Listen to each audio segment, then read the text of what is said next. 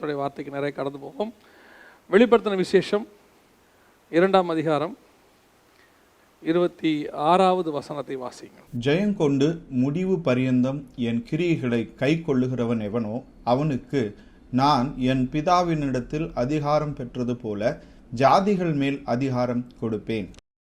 எங்கள் சர்வ வல்லமையுள்ள எங்கள் தகப்பனே, இந்த அருமையான நாட்களுக்காக உமக்கு ஸ்தோத்திரம். விசேஷமாய் மீண்டுமாக நாங்கள் கூடி வந்து உம்மை ஆராதிக்கும்படி நீர் பாராட்டி இருக்கிற தயவுக்காக உமக்கு நன்றி. உம்மை உயர்த்துகிற எந்த ஸ்தானத்திலும் வந்து உன்னை ஆசீர்வதிப்பேன் என்று எங்களுக்கு சொல்லி இருக்கிறீர் ஆண்டவரே. இப்பொழுதும் உம்மை மகிமைப்படுத்தி இருக்கிறோம், உயர்த்தி இருக்கிறோம், ஆராதித்திருக்கிறோம். இவ்வளவு நேரம் நீர் உம்முடைய பிரசன்னத்தினால் நீர் எங்களோடு கூட இருக்கிறீர் என்பதை உறுதிப்படுத்தினீர். இப்பொழுது உம்முடைய வார்த்தையினாலே நீர் எங்களோடு கூட இருக்கிறீர் என்பதை உறுதிப்படுத்துகிற நேரம் தகப்பனே. கண்மலைகளை பிளக்கிற சம்மட்டியான உம்முடைய வார்த்தைகள் கடந்து வரப்போகிற தயவுக்காய் உமக்கு ஸ்தோத்திரம். வனாந்திரத்திலே தொனிக்கிற உம்முடைய வார்த்தைகள் எங்கள் மத்தியிலும் தொனிக்க போகிற தயவுக்காய் உமக்கு ஸ்தோத்திரம். கேட்கிற ஒவ்வொருத்தருக்கும் தேவையான வார்த்தைகளை நீர் பேச வல்லமையுள்ளவராய் இருக்கிறீர். ஆவியானவரே, வந்திருக்கிற ஒவ்வொருத்தரோடும் பேசும். திரும்பி போகும்பொழுது உம்முடைய வசனத்தை பெற்றுக்கொண்டவர்களாய் திரும்பி போக கர்த்தர் கிருபை பாராட்டுவீராக. உம்முடைய மகிமையுள்ள கரத்தில் எங்களை தாழ்த்துகிறோம் எங்கள் ஆண்டவர் இயேசுவின் நாமத்தில் பிதாவே.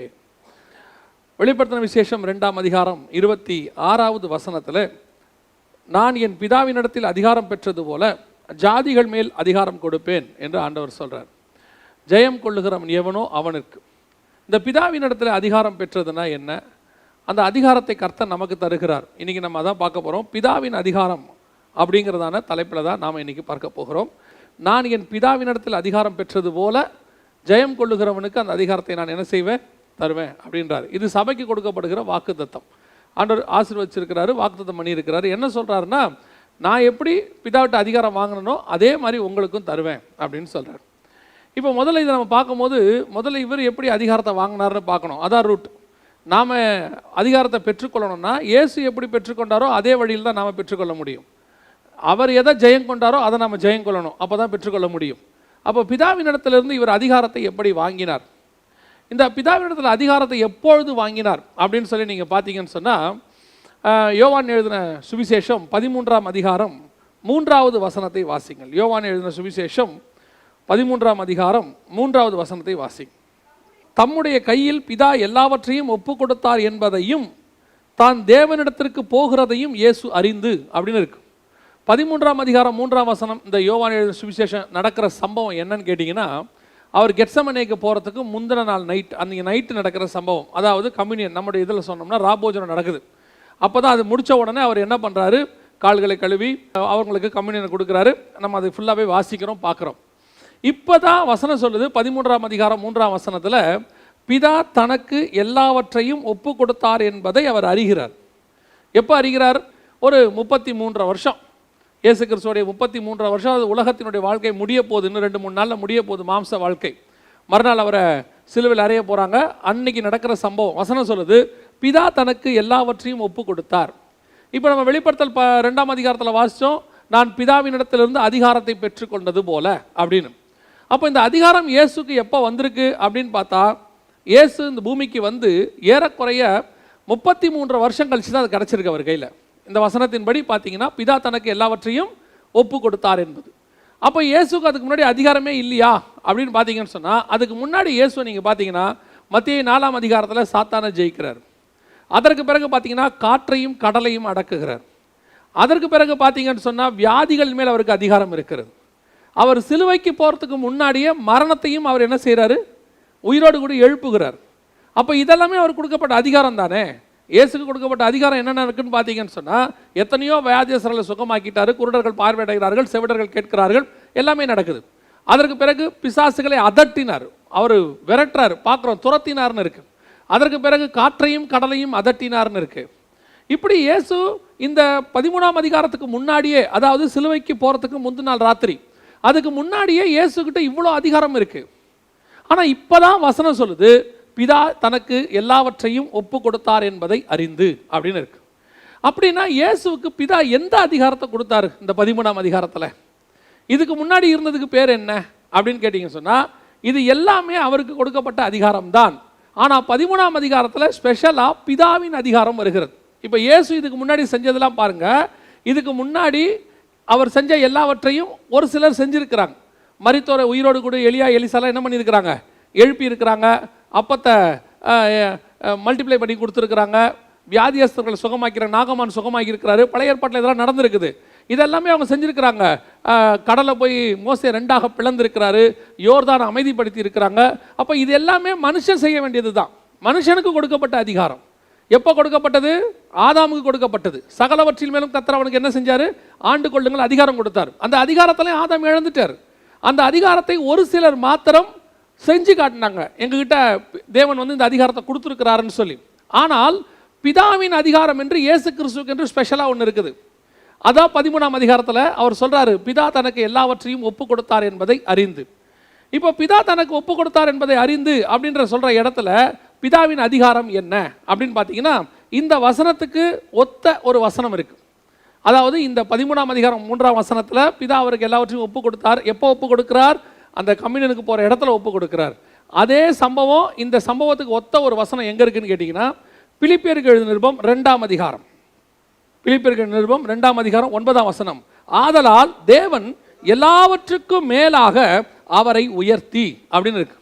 ஏன் இந்த இடத்த நம்ம எடுக்கிறோம், இந்த இடத்துக்கு ஏன் வரோம் அப்படின்னு பார்த்தீங்கன்னு சொன்னால், இயேசு கிறிஸ்து அங்கே பிதா தனக்கு ஒப்பு கொடுத்தார் என்பதை அறிந்து அவர் என்ன பண்ணாரா, சீலையை கட்டி கால்களை கழுவ தொடங்கினார் அப்படின்னு பார்க்குறோம். இந்த இடத்துல வசனம் சொல்லுது, தம்மை தாமே வெறுமையாக்கி அடிமையின் ரூபம் எடுத்து மனுஷ சாயலானார் அப்படின்னு இருக்கு. இந்த அடிமையின் ரூபம் எடுத்து அப்படிங்கிறது எங்கே நடக்குதுன்னு கேட்டிங்கன்னா, அந்த 13ஆம் அதிகாரத்தில் தான் நடக்குது. யோவானில் என்ன அடிமையின் ரூபம்? அவர் என்ன பண்ணுறாரு, சீலையை எடுத்து இடுப்பில் கட்டுறார். அது அடிமைகள் கட்டுறது. நீங்கள் பார்த்தீங்கன்னு சொன்னால் முந்தியெல்லாம், இப்போ அதெல்லாம் பார்க்க முடியாது. முந்தியெல்லாம் பார்த்தீங்கன்னு சொன்னால் வீட்டில் வேலைக்காரர்கள் இருந்தாங்கன்னா சாப்பிட்டு முடித்த உடனே ஒரு துண்டை வச்சுக்கிட்டு நிற்பாங்க. அந்த அவங்க நின்றுட்டு, அவங்க சிலர்லாம் பார்த்தீங்கன்னு சொன்னால் இடுப்பில் துணி மாதிரி வச்சுருப்பாங்க, அதை எடுத்து கொடுப்பாங்க, அவங்க துடைப்பாங்க. இப்போ கூட ஹோட்டல்ஸ்லாம் போனால் டிஷ்யூ பேப்பர் எடுத்து கொடுப்பாங்க. அதெல்லாம் நடக்குது. அது ஒரு காலத்தில் அடிமைகள் செய்கிற வேலை. காலை கழுவுதல், அந்த தண்ணி ஊற்றி கழுவி காலத்தோட, இதான் அடிமையின் ரூபம். இந்த அடிமையின் ரூபம் எடுத்த இயேசு கிறிஸ்து, இந்த சம்பவம் பிலிப்பியர் 2ஆம் அதிகாரத்தில் சொல்லப்பட்டிருக்கிற இந்த சம்பவமும் 13ஆம் அதிகாரத்தில் அந்த இடத்துல இயேசு செய்கிறதும் கரெக்டாக இருக்கும், அப்படியே இருக்கும். இப்போ பிதா அவருக்கு அதிகாரத்தை ஒப்பு கொடுத்தார்னா என்ன ஒப்பு கொடுத்தார், இந்த இடத்துல என்ன அதிகாரம் கொடுக்கப்படுது அப்படின்னு பிலிப்பியருக்கு எழுதும்போது 9ஆம் வசனம் சொல்லுது, ஆதலால் தேவன் எல்லாவற்றுக்கும் மேலாக அவரை உயர்த்தி. இப்போ மற்ற இயேசு செய்த அற்புதங்கள் அதிசயங்கள் எல்லாமே அதுக்கு முன்னாடி சில மனுஷர்கள் செய்திருக்கிறார்கள். யார் செஞ்சிருக்கா? எலியா செஞ்சுருக்காங்க, எலிசா செஞ்சுருக்காரு, மோசே செஞ்சுருக்காங்க, பழைய ஏற்பாட்டில் நிறைய பேர் செஞ்சுருக்கிறாங்க. அதைத்தான் இயேசு கொஞ்சம் இங்கேயும் செஞ்சுருக்கிறார். அதெல்லாம் மனுஷனுக்கு தேவன் என்ன அதிகாரம் கொடுத்தார் என்பதை இயேசு நிரூபித்து காட்டினது. ஆனால் பிதா இவருக்கு என்ன கொடுத்தாருன்னு பார்த்தீங்கன்னா, எல்லாரை பார்க்கிலும் மேலாக அவரை உயர்த்தி, எல்லாவற்றுக்கும் மேலாக என்ன செய்யறாரு, அவர் உயர்த்துறார். எபிரேயர் நிருபம் 1ஆம் அதிகாரத்தில் நீங்கள் வாசிச்சீங்கன்னு சொன்னால் 4வது வசனம், இவர் தேவதூதரை பார்க்கிலும் எவ்வளவு விசேஷித்த நாமத்தை சுதந்திரித்துக் கொண்டாரோ அவ்வளவு அதிகமாக அவர்களிலும் இவர் மேன்மை உள்ளவர். ஆனால் இவர் பிறக்கும் போது எப்படி பிறந்தாரு? தேவதூதரிலும் சற்று சிறியவன் ஆக்கினார் மனுஷனை. அப்படிதான் இயேசு மனுஷ ரூபம் எடுத்தார். நம்மள மாதிரியே சாதாரணமாக தான் பிறந்தார். ஆனால் அந்த 33 ஆண்டு காலம் இயேசு நிரூபித்திருக்கிறார். அந்த 33 ஆண்டு காலம் இயேசு நிரூபித்து பிதா அவர்கிட்ட தன் அதிகாரம் முழுசையும் ஒப்பு கொடுக்கறதுக்கான அந்த காரியத்தை அவர் பெற்றிருக்கிறார். இப்போ இயேசு என்ன நிரூபிச்சிருக்கிறாரு, என்ன பண்ணாரு அப்படின்னு பார்த்தீங்கன்னு சொன்னால், இயேசு கிறிஸ்து நம்மை போலவே இருந்தாலும் கூட எபிரேயர் நிருபம் 4ஆம் அதிகாரம் 15வது வசனத்தில் நம்மை போல எல்லா விதத்திலும் சோதிக்கப்பட்டு, இயேசு கிறிஸ்து பிதா மனுஷ ரூபா எடுத்து கொண்டு வந்து எங்கே வச்சாருன்னா அரண்மனையில் வைக்கல. எங்கே கொண்டு போய் வச்சாருன்னா ஒரு தச்சன் வீட்டில் தான் கொண்டு போய் வச்சார்.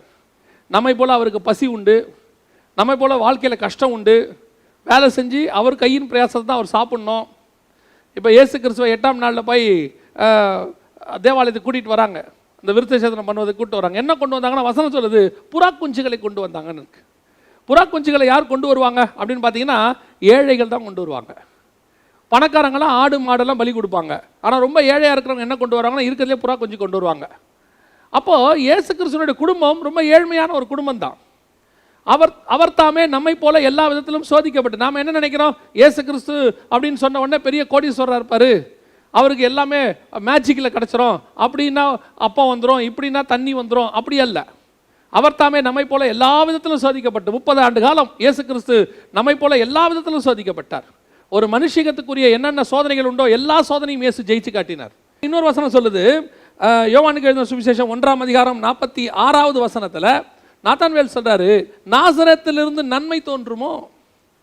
ஒவ்வொருத்தரும் இதுக்கு ஒவ்வொரு விளக்கம் கொடுக்குறாங்க. நாசரேத்திலிருந்து நன்மை தோன்றுமோங்கிறதுக்கு, நாசரேத் ஒரு மோசமான ஊர் அப்படிங்கிறதுக்கு நிறைய பேர் நிறைய விளக்கங்கள் கொடுக்குறாங்க. எந்த அளவுக்கு எது உண்மைன்னு தெரியாது. எனக்கு ஒரு கமெண்ட்ரியில் நான் படித்ததை சொல்கிறேன். ஒருத்தர் எனக்கு சொன்னதை நான் உங்களுக்கு சொல்கிறேன். நாசரேத்துங்கிறது அங்கே எல்லாவித பாவங்களும் இருக்குமா. அந்த பாவத்துக்கும் பெருகின இடம், பாவம் பெருகின இடம் தான் நாசரேத்தாமா. அந்த இடத்துல இருக்கிறவங்க நல்லவங்களாக இருக்கவே முடியாதான். நம்ம கூட சில ஏரியாக்களில் இருந்தால் அந்த ஏரியாவில் இருக்கிறையா அவன் எப்படியா இருப்பான் அப்படின்னு நம்ம சொல்லுவோம். அது ஒரே ரவுடி ஏரியாயா அப்படின்னு நம்ம சொல்லுவோம். அந்த மாதிரி நாசரேத்துங்கிறது ஒரு மோசமான ஊராமா. அந்த இடத்துல இருந்து இயேசு வரார். அதனால தான் அவன் கேட்குறான், நம்ம நாசரேத்திலேருந்து நன்மை தோன்றுமோ அப்படின்னா பார்த்தீங்கன்னா இருக்கிறதே இந்த ஒஸ்ட் பிளேஸில் இயேசு இருந்துட்டு வந்திருக்கிறாரு. நம்மை போல எல்லா விதத்திலும் சோதிக்கப்பட்டிருக்கிறார். 30 ஆண்டு காலம் அதை நிரூபிச்சிருக்கிறார் இயேசு கிறிஸ்து. இன்னொரு 3.5 வருஷம் ஊழியத்தில் நிரூபிச்சிருக்கிறார். எல்லாத்தையும் நிரூபித்த பிறகுதான் வசனம் சொல்லுது, பிதா அவருக்கு எல்லாவற்றையும் ஒப்பு கொடுத்தார். இப்போ இயேசு சொல்றாரு, நான் பிதாவினிடத்தில் அதிகாரம் பெற்றது போல உங்களுக்கு தருவேன்னா நீங்களும் நானும் அதை நிரூபிக்க வேண்டியது அவசியமாக இருக்கிறது. நமக்கு வைக்கப்படுகிற சோதனைகளில் ஜெயிக்க வேண்டியது அவசியமாக இருக்கு. இன்னைக்கு நாம் என்ன நினைக்கிறோம், எல்லாமே ரொம்ப ஈஸியாக கிடைக்கணும்னு நினைக்கிறோம். நமக்கு ஏற்ற மாதிரி சில பிரசங்கியாரும் வந்துடுறாங்கன்னு வச்சுக்கோங்களேன். எல்லாமே ரொம்ப ஈஸி. நீங்கள் கேட்டால் இயேசு அதை தருவார், இதை தருவார், அந்த காரியங்களை உடனே ஒரு காரியமும் நீங்கள் செய்ய வேண்டாமா. ஒருத்தர் சொல்கிறார், அன்றைக்கி ஒரு நாள் வசனம் போட்டிருக்கு, ஒவ்வொரு காரியத்துக்கும் ஒரு கட்டளை உண்டு, அது செய்யணும் அப்படின்னு சொல்லி பிரசங்கம் பண்ணும்போது கீழே ஒருத்தர் கமெண்ட் போகிறாரு, நீங்கள் சும்மா இருப்பீர்கள், நானும் உங்களுக்கு யுத்தம் செய்வேன் ஆண்டவர் சொல்கிறாரு. அது அந்த இடத்துல பர்டிகுலராக சொல்கிற இடம். நீங்கள் கொஞ்சம் சும்மா இருங்க, நான் உங்களுக்கு என்ன செய்வேன், யுத்தம் செய்வேன்னு. நம்மளே ஆண்டவர் சில காரியங்கள் செய்ய வேண்டும் என்று பார்க்கிறார். நாம் ஜெயம் கொள்ளும் போது தான் கர்த்தர் நமக்கு அந்த அதிகாரத்தை நம் கையிலே கொடுக்கிறார். அப்போ இயேசு கிறிஸ்து இப்படிலாம் ஜெயிச்சிருக்கிறார். சும்மா கிடைக்கல இயேசுக்கு அதிகாரம், நமக்கும் அதிகாரம் சும்மா கிடைக்காது. இந்த உலகத்தை ஜெயிக்க வேண்டியது அவசியமாக இருக்குது. உலகத்தை ஜெயிக்கிறதுனா என்ன, இன்னொரு செய்தியில் எடுத்துருக்கிறோம். கண்களின் இச்சை, ஜீவனத்தின் பெருமை, மாம்சத்தின் இச்சை, இது எல்லாத்தையும் ஜெயிச்சிருக்கிறார் இயேசு. இவெல்லாம் உலகத்தில் உண்டானவைகள்னு 1 யோவான் 2ஆம் அதிகாரம் சொல்லுது. அவைகளில் இயேசு எல்லாவற்றையும் ஜெயித்தார். எல்லாத்தையும் ஜெயிச்சு முடிச்சுட்டு தான் அவர் கையில் அதிகாரம் வந்தது. நமக்கு இன்னைக்கு அதிகாரம் வரணும்னு ஆசை இருக்குது. நம்மளை பார்த்தா பிசாசு ஓடணும், வியாதி சுகமாகணும், நம்மளாம் நினைக்கிறோம்ல, அப்படி தான் நினைக்கிறோம். உடனடியே நமக்கு விரோதமாக யாராவது எழும்புனா நம்ம என்ன நினைக்கிறோம், நம்ம சொன்ன உடனே அந்த ஆள் அப்படியே பஸ்பமாக்கி போயிடணும். நமக்கு விரோதமாக எழும்புறவன நம்ம ஏதாவது ஒன்று சொன்னால் அது அப்படியே நடக்கணும் அப்படின்னு நம்ம நினைக்கிறோம். இதெல்லாம் நடக்குமா நடக்காதான்னு கேட்டால் எலியாவுக்கு நடந்திருக்கு, எலிசாவுக்கு நடந்திருக்கு, இயேசு ஆமாம் உண்மைதான் நடந்திருக்குதான். பட் அந்த நடக்கிறதுக்கு அவங்க என்ன பண்ணாங்கன்னு பார்க்கணும்ல.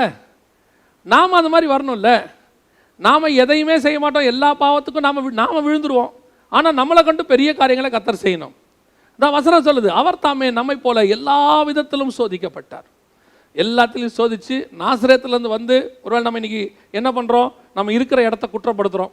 நான் இருக்கிற ஆஃபீஸ் அப்படிங்க, அங்கே இருந்துக்கிட்டு அவ்வளோ உண்மையெல்லாம் இருக்க முடியாது, ஆஃபீஸில் நாங்கள் அவ்வளோ பர்ஃபெக்டாக பரிசுத்தமாலாம் இருக்க முடியாது, நான் இருக்கிற ஏரியா ஒரு மோசமான ஏரியா, நான் இருக்கிற நான் ஒருத்தர்கிட்ட அசிஸ்டண்ட்டாக இருக்கிறேன், அவர் ரொம்ப மோசமானவர், இப்படி நம்ம அந்த சர்க்கம்ஸ்டன்ஸை சொல்லிக்கிட்டு இருக்கிறோம். ஆனால் வேதம் சொல்லுது, இயேசு அதையெல்லாம் கடந்து தான் வந்திருக்கிறார். எப்போவுமே அடுத்தவங்க மேலே பழியை போடவே போடாதீங்க. நீங்கள் இருக்கிற இடத்த சொல்லாதீங்க, கம்பெனியை சொல்லாதீங்க, நீங்கள் இருக்கிற சூழ்நிலையை சொல்லாதீங்க. எல்லாத்தையும் தாண்டித்தான் இயேசு ஜெயிச்சுட்டு வந்திருக்கிறார். நீங்களும் நானும் அதை தாண்டித்தான் வரணும். ஒன்று மட்டும் மனசில் வச்சுக்கொள்ளுங்க, உங்களை ஆண்டவர் ஒரு இடத்துல வச்சிருக்கிறாரு, அந்த இடம் சரியில்லை தெரிஞ்சுதான் ஆண்டவர் உங்களை அங்கே வச்சிருக்கிறார். எதுக்காக, நீங்கள் அங்கே விழுந்து போகணும் என்பதற்காக அல்ல, நீங்கள் அதை ஜெயிக்க வேண்டும் என்பதற்காக. அல்லேலூயா. நம்மளை ஆண்டவர் வச்சது எதுக்காக, நம்ம விழுவோன்றதுக்காக இல்லை, நம்ம ஜெயிப்போன்றதுக்காக. அதை நம்ம ஜெயிக்கும் போது தான் பிதா நம்ம இடத்துல அதிகாரத்தை ஒப்பு கொடுக்க முடியும். பிதா நமக்கு கொடுக்குற அதிகாரம் என்ன, இதெல்லாம் நம்ம ஜெயிச்சுட்டு வரோமே, பிதா நமக்கு என்ன அதிகாரம் கொடுக்குறாரு? வேதம் சொல்லுது, எல்லாவற்றுக்கும் மேலாக அவர் நாமத்தை உயர்த்தினார். ஆபிரகாமுக்கு ஆண்டவர் கொடுத்த ஆசீர்வாதத்தில் ஒன்று என்ன தெரியுமா, நான் உன் பேரை பெருமைப்படுத்துவேன். ஆண்டவர் நம்மளை உயர்த்துறதுக்கு ரொம்ப விரும்புகிறார். ஆண்டவர் நம்ம பேரை பெருமைப்படுத்துறதுக்கு விரும்புகிறார். ஒரு விஷயத்தை மட்டும் நல்லா தெரிஞ்சுக்கொள்ளுங்க, நம்முடைய ஆண்டவரை மாதிரி ஆசீர்வதிக்கிறதுக்கு உலகத்தில் வேறு யாருமே கிடையாது. நிறைய பேர் என்ன நினச்சிக்கிறாங்கன்னா, நான் ஆசீர்வாதத்துக்கு விரோதின்னு நினச்சிக்கிறாங்க. என்ன நினைக்கும் போது அப்படி நினச்சிட்டு அவர் ஆசீர்வாதனால அவருக்கு பிடிக்காதுன்னு. யார் சொன்னது? எனக்கு நல்லா பிடிக்கும் ஆசீர்வாதம். ஆசீர்வாதம் வேணான்னு யாராவது சொல்லுவாங்களா? எனக்கு என்ன ஒரே விஷயம், நான் சொல்கிறது ஒரே விஷயம் என்னென்னா, ஆசீர்வாதத்தை பெற்றுக்கொள்வதற்கான வழியில் தான் நாம் முரண்படுகிறோம். நிறைய பேர் ஆசீர்வாதத்தை பெற்றுக்கொள்றதுக்கு நீ ஒன்றும் செய்ய வேணாம், சும்மா இருந்தால் போதும், நீ எப்படி இருந்தாலும் பெற்றுக்கொள்ளலான்றாங்க. அப்படி கிடையாதுன்னு நம்ம சொல்கிறோம், அவ்வளோதான். இப்போ பிதா நமக்கு ஆசீர்வதிக்கிறாரு. எப்படி ஆசீர்வதிப்பாரா? வசனம் சொல்லுது, எல்லாவற்றுக்கும் மேலாக அவரை உயர்த்தி. எல்லாவற்றுக்கும் மேலாக ரொம்ப ஆச்சரியமான ஒரு விஷயங்க. அப்படி உலக பிரகாரமாக ஆண்டவர் நமக்கு செய்வாரா? நான் ஒரு ஊழியரை குறித்து கேள்விப்பட்டேன். அந்த ஊழியர், நான் சொல்கிறது தமிழ்நாட்டில் உள்ள ஊழியர், அந்த ஊழியருக்கு ஆண்டவர் ஒரு ஆசீர்வாதத்தை கொடுத்திருந்தார். எப்படிப்பட்ட ஆசீர்வாதம்னா, அவர் வீட்டிலேருந்து புறப்படுவார். அவர் வீட்டிலேருந்து புறப்பட்டார்னா மீட்டிங்க்கு புறப்படும் போது மீட்டிங் வந்து ஒரு 5 கிலோமீட்டர் தள்ளி இருக்கும். இவர் வீட்டிலேருந்து புறப்படுவார். அவர் காலத்தில் அவர் பைக்கில் தான் வருவார். அவர் பைக்கை ஸ்டார்ட் பண்ண உடனே அந்த 5 கிலோமீட்டர் தள்ளி இருக்கிறதான திடல்ல இருந்து அங்கே இருக்கிற பிசாசு சொல்லுமா, ஐயோ அவன் புறப்பட்டுட்டான் நான் ஓடுறேன்னு சொல்லுமா. அப்படின்னா ஆண்டவர் அவருக்கு எவ்வளோ அதிகாரம் கொடுத்துருக்கிறார் பாருங்க.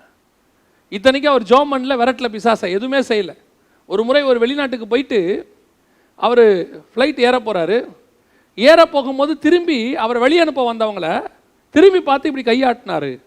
அந்த பகுதியில் இருந்த பிசாசு சொல்கிறாங்கன்னு நினச்சிக்கிட்டு பொத்துன்னு கீழே விழுந்துருச்சான். 10-15 பேர் கீழே விழுந்துட்டாங்களாம். இது இவர்கிட்ட மட்டும் நான் கேள்விப்பட்டதில்லை. இன்னொரு ஊழியக்காரம்மா மீட்டிங் முடிச்சுட்டு அவங்க ரொம்ப கூட்டமாயிருச்சுன்ட்டு அவங்கள பின்பக்க வழியாக கூட்டிகிட்டு போகிறாங்க. அப்போ அந்த ஹோட்டலில் அவங்க கிச்சன் வழியாக போகிறாங்க. அவங்கள பாதுகாப்பாக பாடி கார்ட்ஸ் கூப்பிட்டு போகிறாங்க. அந்த அம்மா வேகமாக போயிட்டே இருக்கிறாங்க. அந்த ஒர்க் பண்ணுறவங்க ஒரு 20-30 பேர் இருந்திருக்கிறாங்க. இவங்க போன வேகத்தில் இந்த அம்மாக்குள்ளே இருந்த அபிஷேகம் அங்கேருந்த பிசாசெல்லாம் பொத்துன்னு விழுந்துச்சான். இவங்க விரட்டவே இல்லை, ஆனால் அங்கேருந்து விழுந்தது. இதை தான் சொல்கிறேன், பிதா நம்மை அந்த அளவுக்கு அதிகாரப்படுத்தி வைப்பதற்கு வல்லமை உள்ள தேவனாகவே இருக்கிறார். நம்ம ஆண்டவர் அதுக்கு நம்ம தருவார். அந்த அதிகாரத்தை கர்த்தர் நமக்கு தர வல்லமை உள்ளவராக இருக்கிறார். நாம் அதுக்கு தகுதி உள்ளவங்களாக மாறணும். நாம் எவ்வளவுக்கு எவ்வளவு நம்மளை பரலோகம் நம்புதுன்னு ஆண்டவர் பார்க்கணும். நமக்கு பரலோகம் நம்மளை நம்பணும். நம்மளை நம்பி பரலோகம் ஒப்படைக்கணும். அந்த இடத்துக்கு நீங்கள் நானும் வரணும். இயேசுக்கு அதுக்கு 33 வருஷம் ஆச்சு. 33 வருஷம் கழிச்சு இயேசு அந்த அதிகாரத்தை பெற்றுக்கொள்ளுகிறார். அதுக்கு முன்னாடி அவருக்கு இருந்த அதிகாரம் வேறு. திருப்பியும் சொல்கிறேன், அது மனுஷனுக்கு கொடுக்கப்பட்ட அதிகாரம், ஆதாமுக்கு கொடுக்கப்பட்ட அதிகாரம். ஆனால் பிதா கொடுத்த விசேஷமான அதிகாரம் எல்லாவற்றுக்கும் மேலாக உயர்த்தி. 2வது வசனம் சொல்லுது, அதே பிலிப்பியர்கள் நிருபம் 2ஆம் அதிகாரம் 10வது வசனம் சொல்லுது, வானோர் பூதலத்தோர் பூமியின் கீழுள்ளோர் யாவருடைய முழங்கால்களும் அவருக்கு முன்பாக முடங்கும். வானோர்னா என்ன? வானத்தில் உள்ள தூதர்கள், வானமண்டலத்தின் பொல்லாத சேனைகள். 2வது பூமியில் உள்ளோர் மனுஷங்க. இந்த பூமியில் உள்ளதான மனுஷன், காற்று, கடல், இங்கே இருக்கக்கூடியதான மிருகங்கள் எல்லாம் அவருக்கு முன்பாக முழங்கால் படியிடும். அதை தாண்டி பூமியின் கீழ் உள்ளோர், பாதாளத்தில் உள்ளவங்க. எவ்வளோ பெரிய விஷயம் பாருங்க. அப்படிப்பட்டதான அதிகாரத்தை யாருக்கு கொடுத்தாராமா? இயேசு கிறிஸ்துவுக்கு கொடுத்தாராமா. இந்த அதிகாரம் இயேசு சொல்றாரு, பிதா எனக்கு கொடுத்தது போல நான் உங்களுக்கு தருவேன். இப்படி ஒரு விஷயம் இருக்குன்றதே நமக்கு தெரியுமான்னு தெரியாது. நாம் இன்னும் பல விஷயங்களை பரலோகம் நமக்கு நியமித்து வச்சதை நம்ம யூஸ் பண்ணாமையே இருக்கிறோம். ஒரு முறை இந்திய அரசாங்கத்தில் ஒரு சர்வே வெளியிட்டாங்க. என்ன வெளியிட்டாங்கன்னா, கிட்டத்தட்ட ஒரு 530 எம்பிங்களுக்கு மேலே இருக்கிறோம் இல்லையா, நம்ம இந்தியன் எம்பிஸ் இருக்காங்க.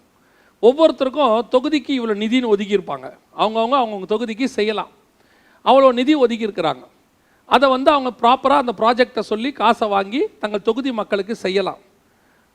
ஒரு இயர் எண்டில் அவங்க வெளியிடுறாங்க, எந்தெந்த தொகுதி எம்பிஸ் ஒரு பைசா கூட என்ன செய்யலையா, கவர்மெண்ட்டுக்கு வாங்கலையா. அப்படின்னா என்ன அர்த்தம்? இவங்க தொகுதிக்கு ஒன்றுமே செய்யலைன்னு அர்த்தம். அப்படியே கவர்மெண்ட்டுக்கிட்ட அந்த பணம் இருக்காமா, அப்படியே வச்சிருக்கிறாங்க. தமிழ்நாட்டு எம்பி ஒருத்தர் கூட அப்படியே பண்ணியிருந்தார், அவர் பேரும் வந்துருந்துச்சு. ஒரு பைசா வாங்கலையாமா, அப்படியே கவர்மெண்ட்டுக்கிட்ட இருந்துச்சான். அதை படிக்கும் போது எனக்கு ஆண்டவர் உணர்த்துறது என்னன்னா, இதே மாதிரி தான் ஆவிக்குரியவர்களாகிய நமக்கும் கர்த்தர் அநேக காரியங்களை பரலோகத்தில் வைத்திருக்கிறார். இந்த பூமியில பயன்படுத்தும்படிக்கு, ஆத்ம ரட்சிப்புக்கு பயன்படுத்தும்படிக்கு ஆண்டவர் அநேக காரியங்களை நமக்கு வச்சிருக்கிறார். ஆனால் இதை யூஸ் பண்ணுறதே கிடையாது. நம்மளை பொறுத்த வரைக்கும் ஆவிக்குரிய வாழ்க்கைனா என்ன? வந்தோம், கொஞ்ச நேரம் உட்காந்தோம், 2 மணி நேரம் ஆராதிச்சோம், போனோம். ஒரு காலத்தில் இதுவே பெருசு, இப்போ இன்னும் பெருசு. ஆராதிக்க வர்றதே பெரிய விஷயம். அந்த அளவுக்கு நம்ம வந்துட்டோம் இப்போ. ஏன்னா ஆராதிக்க கூடி வரவே முடியல, இப்போ கூடி வர்றதுக்கு ஒரு வாய்ப்பு கிடைச்சிருக்கு. இதுவே இப்போ பெரிய விஷயம். ஆனால் பரலோகம் பார்க்குது இதல்ல.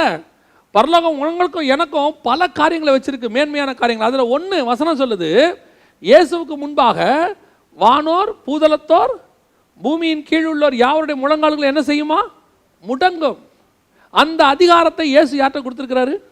நம்மகிட்ட கொடுத்துருக்கிறாரு. யோசித்து பாருங்க, வானமண்டலத்தின் பொல்லாத சேனைகள் எல்லாம் இயேசு நமக்கு கொடுத்துருக்கிற நாமத்தின் மூலமாக அந்த நாமத்தை யூஸ் பண்ணும்போது அவைகள் எல்லாம் நமக்கு முன்பாக முடங்கும். இன்னைக்கு நாம பிசாசை நமக்கு முன்பாக முடங்குதா? நாம பிசாசை பார்த்து நடுங்குறோமா? நாம பிசாசை பார்த்து நடுங்குறோம். பிசாசு துரத்துற ஊழியன்னு சொன்னாலே பாதி பேர் கிளம்புறதில்ல வீட்டை விட்டு. நாங்கள் ஒரு வீட்டுக்கு பிசாசு துரத்துறதுக்கு கூப்பிட்டுருந்தாங்க. நாங்கள் அந்த வீட்டில் உள்ளாம தான் கூப்பிட்டாங்க. அந்த வீட்டில் இல்லை ஒருத்தருக்கு அது பிசாசு பிடிச்சிருக்கு. இப்போ நாங்கள் துரத்த போன உடனே அந்த வீட்டில் இருந்த அம்மா, நீங்கள் துரத்துங்க பாஸ்டர், துரத்தி முடிச்சான்னு கூப்பிடுங்க வரேன்ட்டு போயிட்டாங்க. எங்களுக்கு ரொம்ப ஆச்சரியமாக இருந்துச்சு. சரி, எல்லாம் முடிஞ்சிச்சு. முடிஞ்ச பிறகு அவங்க வந்தாங்க. இப்போ அவங்கள கேட்டோம், ஏன் நீங்கள் போயிட்டீங்கன்னு கேட்டோம். அப்போ அவங்க சொன்னாங்க, அது போகிற வேகத்தில் எனக்குள்ளே வந்துருச்சுன்னா. அந்த அம்மா விட்டு புறப்பட்டு போகும்போது ஆப்போசிட்டில் இவங்க நிற்கிறாங்களாம்மா. சரி, இவங்க ஃப்ரீயாக இருக்கிறாங்களே உள்ளே போயிடலான்னு நினைக்குமா. அவங்க சொல்கிறாங்க, அது போகிற வேகத்தில் எனக்குள்ளே வந்துருச்சுன்னா. நாம் பிசாசை பார்த்து இப்போ எந்த அளவுக்கு ஆகிட்டோம்? நடுங்கிற இடத்துக்கு வந்துட்டோம். வசனம் சொல்லுது, அவைகள் நமக்கு முன்பாக முழங்கால் படிக்கிடும். பாருங்கள், அப்போஸ்தலர்கள் போகிறாங்க. ஒவ்வொரு கிராமத்துக்கு போகும்போது பிசாசே வந்து தானாகவே ஆடுதாம்மா. உன்னதமான தேவனுடைய ஊழியக்காரங்கன்னு சொல்லுதான். இயேசு கிராமத்துக்குள்ளே போகிறாரு, உன்னதமான தேவனுடைய குமாரனேன்னு வந்து அது சொல்லுது. இப்போ ஆக்சுவலாக என்ன நடக்குதுன்னு கேட்டிங்கன்னா, நாம் கிராமத்தில் போய் பிசாசை கூப்பிட்டுக்கிட்டு நிற்கிறோம். நாம் இயேசு கிராமத்துக்கு போனால், அப்போஸ்தலர்கள் போனால், அங்கே இருக்கிற பிசாசு தான் என்ன செய்யும்? அது வந்து பேசும். இப்போ என்ன நடக்குதுன்னா, நம்மால் கிராமத்துக்கு போயிட்டு அங்கே இருக்கிற ஒவ்வொரு பிசாசையாக கூப்பிட்றான். அதுவும் போய் இப்போ என்னென்னா சர்வேலாம் எடுக்கிறாங்க. பிசாசுக்கு சர்வேலாம் இருக்குது. இப்போ எந்தெந்த ஏரியாவில் எந்தெந்த பிசாசு இருக்குது, அந்தந்த பிசாசுடைய ஃபேமிலி யார், அந்த பிசாசுக்கு முற்பிதாக்கள் யார், அதுக்கு எத்தனை பிள்ளைங்க பிறந்திருக்குது, அந்த பிள்ளைங்க பேர் என்னெல்லாம் எடுத்து தனித்தனியாக கட்டிக்கிட்டு இருக்கிறாங்க. இப்போ எங்கேயாவது இந்த மாதிரி வேலையை நீங்கள் பார்த்துருக்குறீங்களா? பிசாசுக்கு என்ன பேர் இருந்தா என்ன, எந்த ஊர் இருந்தா என்ன, அத்தனை பிசாசுக்கும் நடுங்கக்கூடிய ஒரு பெயர் நம்முடைய கரத்தில் கர்த்தர் கொடுத்து வைத்திருக்கிறார். அல்லேலூயா. அது 300 கோடி பிசாசு, 400 கோடி பிசாசு, எத்தனை கோடி பிசாசு வேணா இருக்கட்டும். வசனம் சொல்றது ஒரு லேகியோன் இருக்கட்டும், 12,000 பிசாசு இருந்துட்டு மட்டும் 6,000 பிசாசா இருக்கட்டும், வாட் எவர் இட் இஸ். ஆனால் ஒன்று மட்டும் உண்மை, எத்தனை ஆயிரம் பிசாசா இருந்தாலும் பயப்படக்கூடியதான ஒரு நாமத்தை கர்த்தர் நம் கையில் கொடுத்திருக்கிறார். நமக்கு அந்த அதிகாரத்தை பிதா நம்ம கையில் கொடுத்திருக்கிறார். வானோர் பூதலத்தோர் பூமியின் கீழ் உள்ளோர் யாவரும் அந்த நாமத்திற்கு முன்பாக முடங்குவார்கள். அந்த நாமத்தை பிதா நம் கையில் கொடுத்து வச்சிருக்கிறார். எவ்வளவு பெரிய ஆசீர்வாதம். 2:11 சொல்லுது, எல்லா நாமத்துக்கும் மேலான நாமம். அதான் கர்த்தர் நமக்கு கொடுத்திருக்கிற பெரிய அதிகாரம். நம்ம கையில் கொடுத்து வச்சிருக்கிற பிதாவின் அதிகாரம் என்ன? எல்லா நாமத்திற்கும் மேலான நாமம். தைரியமா இருக்கணும். இது நமக்கு பரலோகம் கொடுத்திருக்கிற அதிகாரம். இன்னைக்கும் நம்ம ஆட்கள் இருட்டில் போக மாட்டேங்குது. இன்னைக்கும் நம்ம ஆட்கள் சுடுகாடு பக்கம் போக மாட்டேங்குது. கேட்டு பாருங்க, ஐயோ நைட்டில் சுடுகாடு பக்கம் போகக்கூடாது. ஏன்? என்ன போனால் என்ன? அங்கே உட்காந்துருக்கிறவங்க யாரும் ஏஞ்சி வந்துடுவாங்களா? அவங்க சொல்கிறாங்க, இல்லை அந்த பிசாசு பிடிச்சவன் சுடுகாட்டில் தானே இருந்தான், அவன் கல்லறைகளில் இருந்தான் இருக்குது. ஒரு பிசாசு பிடிச்ச அம்மா சர்ச்சில் இருந்துச்சு. பைபிளில் வசனம் அப்படி தானே சொல்லுது. ஒரு அம்மா எங்கே இருந்துச்சு? சர்ச்சிலே இருந்துச்சு. அதுக்காக சர்ச்சுக்கு போகாம விட்டுற முடியுமா? கவனிச்சுக்கொள்ளுங்க, எல்லாவற்றுக்கும் மேலான அதிகாரத்தை பிதா நம் கையில் கொடுத்து வச்சிருக்கிறார். அந்த அதிகாரத்தை இயேசு கிறிஸ்துவின் மூலமாய் நாம் பெற்றிருக்கிறோம். அந்த அதிகாரத்துக்கு அடையாளம் தான் அவருடைய மேலான நாமம். எதை கண்டு ஒரு நாளும் பயப்படாதீங்க, தைரியமா இருங்க. அதிகாரம் கொடுங்க, கட்டளை கொடுங்க. நீங்கள் சர்ப்பங்களை மிதிப்பீர்கள்னு இருக்கு, பிசாசுகளை துரத்துவீர்கள்னு இருக்கு, காற்றும் கடலும் நமக்கு முன்பாக அடங்கும். ஆண்டவர் கேட்கிறாரு, ஏன் அற்ப விசுவாசியை பயப்படுறன்னு கேட்கிறாரு. அதுவும் இந்த கடைசி காலத்தில் அந்த அதிகாரத்தை பயன்படுத்துகிற சபையாக நம்முடைய சபை இருக்கணும். சபைக்குள்ள இருக்கிற ஒவ்வொரு விசுவாசியும் அந்த அதிகாரத்தை பயன்படுத்துகிறதா இருக்கணும். கொரோனாவை பார்த்து நீங்கள் பயப்படக்கூடாது, உங்களை பார்த்து தான் கொரோனா பயப்படணும். ப்ரிகாஷன்ஸ் எடுக்க வேண்டியது அவசியம். நான் சொல்கிறேன், கொரோனாக்காக மாஸ்க் போடாதீங்க, எப்போவுமே மாஸ்க் போடுங்க. நம்ம ஊருக்கு மாஸ்க் கண்டிப்பாக போட்டு தான் ஆகணும் டஸ்ட்டுக்கு. கொரோனாக்காக மாஸ்க் போட்டது நல்லது, அதை விட முக்கியம் எப்பவும் மாஸ்க் போடணும். முந்தியெல்லாம் பார்த்தாலும் நம்மளாம் கட்சி கட்டிட்டு தான் போவாங்க. நிறைய பேர், நிறைய சிஸ்டர்ஸ் பார்த்தீங்கன்னா வண்டியில் போகும்போது முகத்தை மூடிக்கிட்டு தான் போவாங்க. ஏன்னா டஸ்ட் அப்படி இருக்கும். சிலர்லாம் இது வரைக்கும் போட்டிருப்பாங்க, காரணம் டஸ்ட்டு. அதுக்கு நீங்கள் பாதுகாப்பாக போகிறது நல்லது. ஆனால் கொரோனாவை கண்டு பயப்படாதிருங்கள். நம்மளை பார்த்து தான் வியாதி பயப்படணும். இந்த கொரோனாக்கு மட்டும் இல்லை, இதுக்கு அப்புறம் எந்த வியாதி வந்தாலும் அதுக்கும் சேர்த்து தான் இயேசு காயத்தை பட்டிருக்கிறார். அவருடைய காயங்களால் நாம் குணமாகிறோம்னு சொன்னால், இன்னைக்கு வர டெங்குக்குமே அவர் காயப்பட்டுட்டார், இன்னைக்கு வரக்கூடிய கொரோனாக்கும் அவர் காயப்பட்டுட்டார். கொரோனாக்கு அப்புறம் வேற எது வந்தாலும் அதுக்கும் அவர் காயங்களில் மருந்து இருக்கிறது. இந்த அதிகாரத்தை நம் கையிலே, நம்முடைய சபையிலே கர்த்தர் கொடுத்து வச்சிருக்கிறார். ஒவ்வொரு விசுவாசியும் அந்த தைரியமாக தான் போகணும். நீங்கள் வரும்போது எப்படி பயந்துட்டு வந்தீங்கன்னு தெரியாது, போகும்போது நீங்கள் தைரியத்தோடு தான் போகணும். காரணம், உங்கள் கையில் பிதாவின் அதிகாரம் கொடுக்கப்பட்டிருக்கிறது. அல்லேலூயா. இந்த அதிகாரத்தை இயேசு நமக்கு வாங்கி கொடுத்திருக்கிறார். 33 ஆண்டு காலம் இயேசு அந்த பாடுபட்டு அதை வாங்கி நம்ம கையில் கொடுத்திருக்கிறார். சரி, இப்போ இந்த அதிகாரம் கிடச்சிருச்சு, எதுக்கு யூஸ் பண்ணணும்? இந்த அதிகாரத்தை ஆண்டவர் என்ன செஞ்சிருக்கிறாரு? நம்ம கையில் கொடுத்துருக்கிறாரு. இதை எதுக்காக நம்ம யூஸ் பண்ணணும்? அதிகாரம் பெற்றவுடன் என்ன செய்யணும்? இயேசு என்ன செஞ்சார்? அதை மட்டும் நீங்கள் யோவான் எழுதின சுவிசேஷம் 13ஆம் அதிகாரத்தை திருப்பிக் கொள்ளுங்க. இப்போ நம்ம அதில் இருந்து தான் பார்க்க போகிறோம். யோவான் எழுதின சுவிசேஷம் 13ஆம் அதிகாரம் 3வது வசனத்தை திருப்பிக் கொள்ளுங்க. நம்ம அங்கேருந்தான் இன்றைக்கி பார்க்க போகிறோம். இந்த அதிகாரம் பெற்றவுடன் நாம் என்ன செய்கிறோம்? நிறைய பேருக்கு இந்த அதிகாரம் வந்த உடனே ஒரு பெருமை வந்துடும் இல்லையா? உலக பிரகாரமாக சொல்கிறேன், ஆஃபீஸில் ஒரு பதவி வந்துருச்சு, இல்லை ஊழியத்தில் கூட திடீர்னு பாஸ்டர் உங்களை கூப்பிட்டு ஒரு பொறுப்பு கொடுத்துட்டாரு, இல்லை நீங்கள் ஏதோ ஒரு இடத்துல ஒரு பதவிக்கு உங்களை கொண்டாந்து உட்கார வச்சுட்டாங்க, உடனே நம்ம தலைக்கு என்ன வந்துடும்? சில தலக்கணம், சில ஒரு ஒரு ஒரு ஒரு விதமான அதிகாரம், நான் யார் தெரியுமா அப்படின்னு ஒரு வந்துடும். ஆனால் இங்கே இயேசு என்ன பண்ணுறார்? ரொம்ப ஆச்சரியமாக இருந்துச்சு பாருங்களேன். 13ஆம் அதிகாரம் 3வது வசனத்திலேருந்து வாசிங்க பார்ப்போம். தம்முடைய கையில் பிதா எல்லாவற்றையும் ஒப்பு கொடுத்தார் என்பதையும், தாம் தேவனிடத்திலிருந்து வந்ததையும் தேவனிடத்திற்கு போகிறதையும் இயேசு அறிந்து, போஜனத்தை விட்டு எழுந்து வஸ்திரங்களை கலற்றி வைத்து ஒரு சீலையை எடுத்து அறையிலே கட்டி கொண்டு, பின்பு பாத்திரத்தில் தண்ணீர் வார்த்து சீஷருடைய கால்களை கழுவவும் தாம் கட்டி கொண்டிருந்த சீலையினால் துடைக்கவும் தொடங்கினார். அப்போ அதிகாரம் எதுக்கு? இப்போ அதிகாரம் வந்துருச்சு. அதிகாரம் எப்போ வந்திருக்குது? இப்போ பிடிச்சிட்டு போக போகிறாங்க. நைட்டு கெத்செமனேக்கு போக போகிறாரு. அவர் என்ன பண்ண போகிறாங்க? பிடிச்சிட்டு போக போகிறாங்க. இப்போ பிதா அதிகாரத்தை கொடுத்துருக்கிறாரு. இந்த அதிகாரம் வந்தோடனே என்ன பண்ணணும்? நியாயம் வந்தால் நீங்களாக தான் நானாக தான் என்ன பண்ணியிருப்போம்? பிதா எல்லாவற்றையும் ஒப்பு கொடுத்தார். என்ன எல்லாத்தையும்? வானத்திலும் பூமியிலும் பூமியின் கீழ் உள்ள எல்லா அதிகாரமும் யார் கையில் வந்துருச்சு? இப்போ இயேசுக்கிட்ட வந்துருச்சு. இப்போ இயேசு என்ன பண்ணணும்? நியாயமா அவரு காலத்தானே கழுவ சொல்லியிருக்கணும். இப்போ ஒரு மந்திரி பதவிக்கு வந்துட்டாருன்னா அடுத்து அவர் என்ன வேலை சொல்கிறாரு? பக்கத்தில் நிற்கிறவனை கூப்பிட்டு ஷூ லேஸு கட்ட சொல்கிறாரு. ஆமாம் தானே? கொண்டாந்து செருப்பை போட சொல்கிறாரு. ஒரு ஊழியத்துக்கே வந்துட்டா கூட கொஞ்சம் ஊழியம் வளர்ந்த உடனே, ஊழியத்தின் ஆரம்பத்தில் அதெல்லாம் இருக்காது, கொஞ்சம் ஊழியம் வளர்ந்த உடனே என் பையன் யாராவது ஒருத்தர் தூக்கணுங்கிற எண்ணம் எனக்கு வந்துடுது இல்லை? ஒருத்தர் வந்து தானாக உங்கள் பையன் வாங்குறது வேற விஷயம், அது அவங்களுடைய தாழ்மை. ஓடி வந்து பேக் கொடுங்க ஐயா நாங்கள் எடுத்துக்கிறோன்றது அவங்க விஷயம். ஏன் என் பேக்கை வாங்க யாருமே வரலங்கிறது தான் பெருமை. விசுவாசிகளே சொல்கிறேன், இன்றைக்கி ஆண்டவர் நமக்கு ஏதோ ஒரு அதிகாரம் கொடுக்குறாருன்னொடனே உடனே என்ன வரக்கூடாது? மண்டையில் கொம்பு முளைக்கக்கூடாது. உடனே நமக்கு ஆண்டவர் எல்லாத்தையும் கொடுத்துட்டாரு. சில ஆட்களுக்கெல்லாம் அந்த வீட்டுக்குள்ளே வந்து ஒரு அதிகாரம் கையில் சாவி கொத்து வந்துருச்சுன்னா என்னமோ ரிசர்வ் பேங்க் கவர்னர் ஆனதான் நினச்சிக்கிறாங்க. சிலர் நினச்சிக்கிறது இருக்குது. அப்படித்தான். என்னாச்சு ஏதாச்சு இல்லை, நானும் இதில் எனக்கும் பொறுப்பு இருக்குது, எங்கிட்டையும் சொல்லணும். அதை நீங்களாக கேட்டு வாங்கக்கூடாது, தானாக வரணும். அதான் மரியாதை. எந்த ஒரு மரியாதையும் தானாய் வரணும். நம்மளாம் என்ன செய்யக்கூடாது? கேட்டு வாங்கக்கூடாது. நான் வந்து நிற்கிறேன், என்னை வரவேற்க யாரும் இல்லை, அதுதான் அவங்க நமக்கு கொடுத்த மரியாதைன்னு அர்த்தம். அவ்வளோதான் நமக்கு மரியாதை கொடுத்துருக்குறான். நம்ம ஆட்கள் சிலர்லாம் போய் இறங்குற இடத்துல, அப்படி ட்ரெயினை விட்டு பிளாட்ஃபார்மில் இறங்குற இடத்துல என்னை வரவேற்க யாரும் வரலையா? அவன் தான் வரலையே. அதே தெரிஞ்சுக்க வேண்டியதான் நம்மளை எந்த அளவுக்கு மதிச்சிருக்கிறான்னு. உடனே இவங்க என்னை வரவேற்க யாரும் வராவிட்டால் எப்படி? நான் யார் தெரியுமா, நீங்கள் யாருன்றதை அவன் காட்டிட்டானே. இயேசு கிறிஸ்துவே அவ்வளோ பெரிய அதிகாரம் வந்த உடனே என்ன பண்ண தொடங்கினார்? கால்களை கழுவ தொடங்கினார். அப்போ அதிகாரம் கொடுக்கப்பட்டது எதற்காக? அதிகாரம் செலுத்துவதற்காக அல்ல, அதிகாரம் சேவை செய்வதற்காக.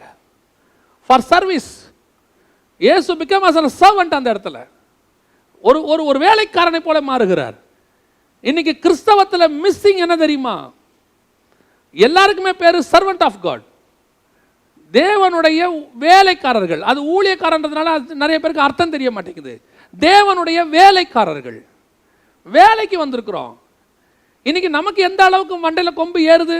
எங்கிட்ட இருக்கிற அதிகாரம் என்ன? இயேசு ஒரு இடத்துல சீஷர்கள் சொல்றாங்க, வானத்திலிருந்து அக்கினி இறக்கி இவங்களை என்ன செஞ்சிருங்க? சுட்டரிச்சு போட்டுருங்க. இயேசு கேட்கிறாரு, நீ என்ன ஆவி உடையவன்? நீ என்ன ஆவிடா உடையவன்? இன்னைக்கு ஆண்டவர் கேட்குற கேள்வி அதுதான். விசுவாசிக்கு ஆண்டவர் அதிகாரம் கொடுக்குறாரு. இப்போ நம்ம பார்த்தோம், இதுக்கு முன்னாடி நம்மகிட்ட அதிகாரம் கொடுத்துருக்கிறாரு, வல்லமை கொடுத்துருக்கிறாரு. 3 வருஷம் பிதாவுடைய அதிகாரத்தை சம்பாரிச்சு நம்ம கையில் கொடுத்துருக்கிறாரு. எதற்காக? அவருக்கு சேவை செய்வதற்காக, அடிமையின் ரூபம் எடுப்பதற்காக. அது வந்த உடனே என்ன வந்துடக்கூடாது? இன்னைக்கு நிறைய பேருக்கு அதான் வந்து நிற்கிது, மண்டைக்கு மேலே, தலைக்கு மேலே தலை கனம் வந்து நிற்கிது. நான் யார் தெரியுமில்ல? ஊழியத்தின் பாதையிலும் இருக்குது, விசுவாசியும் இருக்குது, வீட்லேயும் இருக்குது, ஆஃபீஸ்லேயும் இருக்குது. ஆண்டவர் உங்களோட இடத்துல கொண்டு போய் உயர்த்தி வைக்கிறாரா? வச்ச உடனே சொல்லணும், இது கிருபை ஆண்டவரே, இந்த இடத்துல நான் இருப்பது கிருபை. அந்த ஆடு மேய்க்கிறவனை கொண்டு வந்து ஆண்டவர் ராஜாவை உட்கார வச்சுட்டாரு. காலம் வந்துச்சு, அவன் ராஜான்னு ப்ரூஃப் பண்ணி பயங்கரமான ராஜாவாயிட்டான். எல்லாரும் அவனை புகழ்கிறாங்க. ஒரே ஒரு அம்மா மட்டும் சொல்லுது, ஆடு மேய்க்கிறவன் நிரூபிச்சிட்டியா நீ? வஸ்திரத்தை களைஞ்சி போட்டு இப்படி ரோட்டில் ஆடுறிய அப்படின்னு கேட்ட உடனே அவன் சொன்ன வார்த்தை என்ன தெரியுமா? அவன் சொல்கிறான், ஆடுகளுக்கு பின்னால் அலைந்து கொண்டிருந்த என்னை இஸ்ரவேலுக்கு ராஜாவாக மாற்றினார். ஒரு நாளும் பழசை மறக்கவே கூடாது. கர்த்தர் உன்னை ராஜாவாக உட்கார வச்சாலும் எதை மறக்கக்கூடாது? பழசை மறக்கக்கூடாது. எங்கிருந்து வந்தோன்றதை மறக்கக்கூடாது. நிறைய பேருக்கு மறந்து போகுது. நான் யார் தெரியுமா? நான் எங்கேருந்து வந்தேன் தெரியுமா? ஆண்டவர் சொல்கிறாரு, நீ எங்கேருந்து வந்தன்றது கொஞ்சம் நினச்சிப்பார். இயேசு கிறிஸ்துவே காலக்கலவை தொடங்கிட்டாருங்க. கிறிஸ்தவம் என்பது தாழ்மையின் அடையாளம். கிறிஸ்தவம் என்பது சேவையின் அடையாளம். இங்கே ராஜாக்களை போல வாழ கர்த்தர் நம்மளை அழைக்கல. உள்ளுக்குள்ளதான் ராஜாக்களை போல இருக்கணும், வெளியே ஆசாரியனை போல தான் இருக்கணும். இயேசு கிறிஸ்து உள்ளுக்குள்ள ராஜாவாகவும் வெளியே ஆசாரியனாகவும் இருந்தார். இன்னைக்கு தாழ்மை மிஸ்ஸிங். இயேசு கிறிஸ்து கொண்டாந்து கொடுக்குறாங்க. இப்போ பாருங்க, பிதா அதிகாரத்தை கொடுத்துட்டார். இப்போ இயேசு வந்து பிடிக்கிறாங்க. என்ன செய்ய போகிறாரு? கம்யூனியனை முடிச்சுட்டு கெட்சமனைக்கு போகிறாரு. போனோடனே இப்போ வந்து அவரை பிடிக்க போகிறாங்க. பிடிச்ச உடனே இயேசுவை இப்போ இந்த அதிகாரத்தை வச்சு இயேசு என்ன பண்ணணும்? நம்மளா இருந்தால் என்ன பண்ணியிருப்போம்? என் மேலேயே கையை வைக்கிறீங்க, பார்க்குறியா? நான் கூப்பிட்டா ஒரு லேகியோனுக்கு அதிகமான ஆட்களை பிதா எனக்கு அனுப்புவார், பார்க்குறியா? ஒரே நிமிஷத்தில் எல்லாத்தையும் என்ன செய்கிறோம் பார். நம்மளா தான் அதான் செஞ்சுருப்போம். ஏன்னா இப்போ நம்மகிட்ட என்ன இருக்குது? டோட்டல் பவரும் இருக்குது. இயேசு வந்து 18ஆம் அதிகாரம், யோவான் எழுதின சுவிசேஷம் 18ஆம் அதிகாரத்தில் இயேசுவை கெட்சமனையில் வந்து பிடிக்கிறாங்க. 6வது வசனத்தில் பிடிச்ச உடனே இயேசு அந்த இடத்துல, யாரை தேடுகிறீர்கள்? உடனே அவங்க சொல்கிறாங்க, நசரேயனாகிய இயேசுவை தேடுகிறோம். உடனே அவர், நான் தான் என்று சொன்னார். உடனே அங்கே இருந்தவங்க எப்படி இருந்தாங்களாம்? தரையிலே பின்னிட்டு விழுந்தார்கள். அப்படி தானே இருக்குது? பின்னிட்டு விழுந்தார்கள். ஏன் விழுந்தான்? இயேசு நான் தானோன்னு ஏன் விழுந்தான்? இந்த நான் தானா என்ன? இங்கிலீஷில் ஐயாம்னு இருக்கும். ஐயாம்ங்கிறது எந்த ஐயாம்? யாத்ராகமம் 3ஆம் அதிகாரத்தில் மோசே, உம்முடைய நாமம் என்னவென்று கேட்பார்களே. அப்போ ஆண்டவர் சொல்வார், இருக்கிறவராகவே இருக்கிறேன். அதுக்கு இங்கிலீஷில் என்ன இருக்குன்னா, ஐயாம் ஹூ ஐயாம் அப்படின்னு இருக்கு. அந்த ஐயாம் இங்கே வருது, அந்த பவர் இங்கே வருது. இயேசு போய் நிற்கிறார். இவராக தான் வாலண்டியராக போய் கேட்குறாரு, யாரை பார்த்து தேடுறீங்க? ரொம்ப நேரமாக இருட்டில் தேடிட்டு இருக்கிறீங்களே. நசரேயனாகிய இயேசுவை தேடுகிறோம். இப்போ இயேசுக்கிட்ட வந்து ஒரு வல்லமை புறப்படுது பாருங்களேன். அது நேச்சுராக டிஃபால்ட்டாக அவருக்குள்ளே இருக்குது, டிஃபால்ட்டாகவே இருக்குது. ஐ ஆம் அந்தனோடனே நான் தான் அப்படின்னு உடனே வசனம் என்ன சொல்லுது? அவர்கள் பின்னிட்டு அந்த பவர், அந்த நாமத்துக்கு உண்டான ஒரு வல்லமை அவருக்குள்ளேருந்து புறப்படுகிறது. அப்படின்னா எவ்வளோ அதிகாரம் அவர்கிட்ட இருக்கு பாருங்க. அவர் வாயிலிருந்து புறப்படுற ஒரு வார்த்தைக்கே பின்னிட்டு விழுந்தார்கள். ஒரு கூட்டமே போய் விழுது பின்னாடி. அப்போ அவர் வாயின் வார்த்தைக்கு அவ்வளோ வல்லமை இருக்குன்னா, கையின் கிரியைக்கு இன்னும் எவ்வளோ வல்லமை இருக்கும்? இப்போ இயேசு பார்த்தாரு, இப்படியே இருந்தால் இந்த பயலும் என்ன செய்ய மாட்டாங்க, நம்மளை பிடிக்கவே மாட்டான். ஒரு பயலும் கிட்டே வர முடியாது. நான் தான் சொல்ல சொல்ல இவன் விழுந்துக்கிட்டே தான் இருப்பான். வசனம் சொல்லுது, அவர் தாமே தன்மை ஒப்பு கொடுத்தார். அப்படின்னா என்ன அர்த்தம்? நானா கொடுத்தா தாண்டா நீ என்னை வந்து பிடிக்க முடியும். இவ்வளவு அதிகாரத்தையும் வச்சுக்கிட்டு இயேசு கிறிஸ்து தன்னை தானே ஒப்பு கொடுத்தார். அப்போ அதிகாரம் என்பது எதற்காக? செலுத்துவதற்காக அல்ல, பிதாவின் சித்தத்தை செய்வதற்காக. இப்போ இவ்வளோ அதிகாரத்தையும் வச்சிருக்கிறார் இயேசு. வச்சுட்டு என்ன பண்ணணும்? நம்மளா தான் என்ன பண்ணுவோம்? என்ன கர்த்தர் ஆர்டன் பண்ணியிருக்கிறாரு, I am a man of God. சரி, ஓகே, ரைட். என்ன பண்ணலாம்? அந்த அபிஷேகத்துக்கு ஒரு மரியாதை இருக்குது. ஆனால் அந்த மரியாதையை மிஸ்யூஸ் பண்ணக்கூடாது. பாருங்க, ஒரு போலீஸ்காரர் இருக்கிறாங்க, அவருடைய போஸ்டிங்க்கு ஒரு கார் கொடுத்துருக்குறாங்க, மேலே ஒரு லைட் கொடுத்துருக்காங்க, அவர் அதில் போகிறாரு, நியாயம். ஆனால் அதை வச்சுக்கிட்டு அவர் என்ன செய்யக்கூடாது? இருக்கிறவனெல்லாம் கொம்பெடுத்து என்ன பண்ணக்கூடாது? அடிக்கக்கூடாது. வரவன் போகிறவனெல்லாம் அடிக்கக்கூடாது. நான் வரேன், நீ குறுக்கில் வரியா? நான் யார் தெரியுமா அப்படின்னு கேட்டார்னா அந்த அதிகாரத்தை அவர் என்ன பண்ணுறாரு? மிஸ்யூஸ் பண்ணுறாரு. இப்போ அந்த அதிகாரம் எதற்கு கொடுக்கப்பட்டது? இந்த அதிகாரத்தை வைத்துக்கொண்டு மக்களுக்கு சேவை செய்வதற்கு. இப்போ ஓட்டு போட்டு நம்ம எல்லாரும் தேர்ந்தெடுக்கிறோம். இந்த தேர்ந்தெடுத்தவங்களை எதுக்கு நம்ம தேர்ந்தெடுத்திருக்கிறோம்? அதிகாரம் கொடுத்துருக்கோம். இப்போ எதுக்கு அதிகாரம் கொடுத்துருக்குறோம்? அவங்க இஷ்டப்படி நம்மளை க்ரஷ் பண்ணுறதுக்கு இல்லை, அவங்க இஷ்டப்படி ஆளுவதற்கு இல்லை, நம்முடைய நன்மையை செய்வதற்கு அவர்கள் அங்கே இருக்கிறார்கள். நமக்கு என்ன தேவையோ அதுக்கு தான். இப்போ பிதா எதுக்கு அதிகாரம் கொடுத்தார்? இயேசுகிட்ட ஏற்கனவே அதிகாரம்லாம் இருக்கு. என்ன அதிகாரம் இருக்குது? காற்றும் கடலும் அவருக்கு அடங்கும், வானமண்டலத்தின் பொல்லாத சேனையெல்லாம் ஓடும். அவ்வளோ அதிகாரம் இயேசுகிட்ட இருக்கு. இப்போ எதுக்கு அதிகாரம் கொடுத்தாரு? இந்த உலகத்தின் மொத்த பாவத்தை நீ சுமந்து தீர்க்க போற. இந்த பாவத்தை சுமந்து தீர்க்கிறதுக்கு இயேசுக்கு வைக்கப்பட்ட கடைசி சோதனை என்ன தெரியுமா? இப்போ உன் கையில் முழு அதிகாரத்தையும் கொடுத்துருக்கிறேன், இதில் எல்லாத்தையும் வச்சுக்கிட்டு நீ அடி வாங்கணும். இது எல்லாத்தையும் வச்சுக்கிட்டு அவன் கெட்ட வார்த்தை பேசுவான், அதை நீ கேட்டுக்கணும். இவ்வளோ அதிகாரத்தையும் உன் கையில் வச்சுக்கிட்டு அவன் கேட்பா, நீ தேவனுடைய குமாரன் கீழே இறங்கி வா அப்படின்பா, அமைதியாக இருக்கணும். அதுதான் உனக்கு கொடுக்கப்பட்ட அதிகாரத்துக்கு பிதா வச்சிருக்கிறதான டெஸ்ட். இன்னைக்கு என் கையில் கொடுக்கப்பட்ட அதிகாரத்தை வச்சு நான் என்ன செய்கிறேன்? ஏன் இஷ்டப்படி. இயேசு போய் கெத்செமனேல ஜெபம் பண்றார். என்ன பண்றார் தெரியுமா? பிதாவே, இது இந்த பாத்திரத்தை உமக்கு சித்தமானால் என்னை விட்டு நீங்கும்படி செய்யும், ஆகிலும் என் சித்தத்தின்படி அல்ல. பிதா இப்போ எல்லாத்தையும் அவருக்கு ஒப்பு கொடுத்துட்டாருங்க. அவர் நினைச்சா என்ன வேணாலும் செய்யலாம், அவர் நினைச்சா என்ன வேணாலும் செய்யலாம்.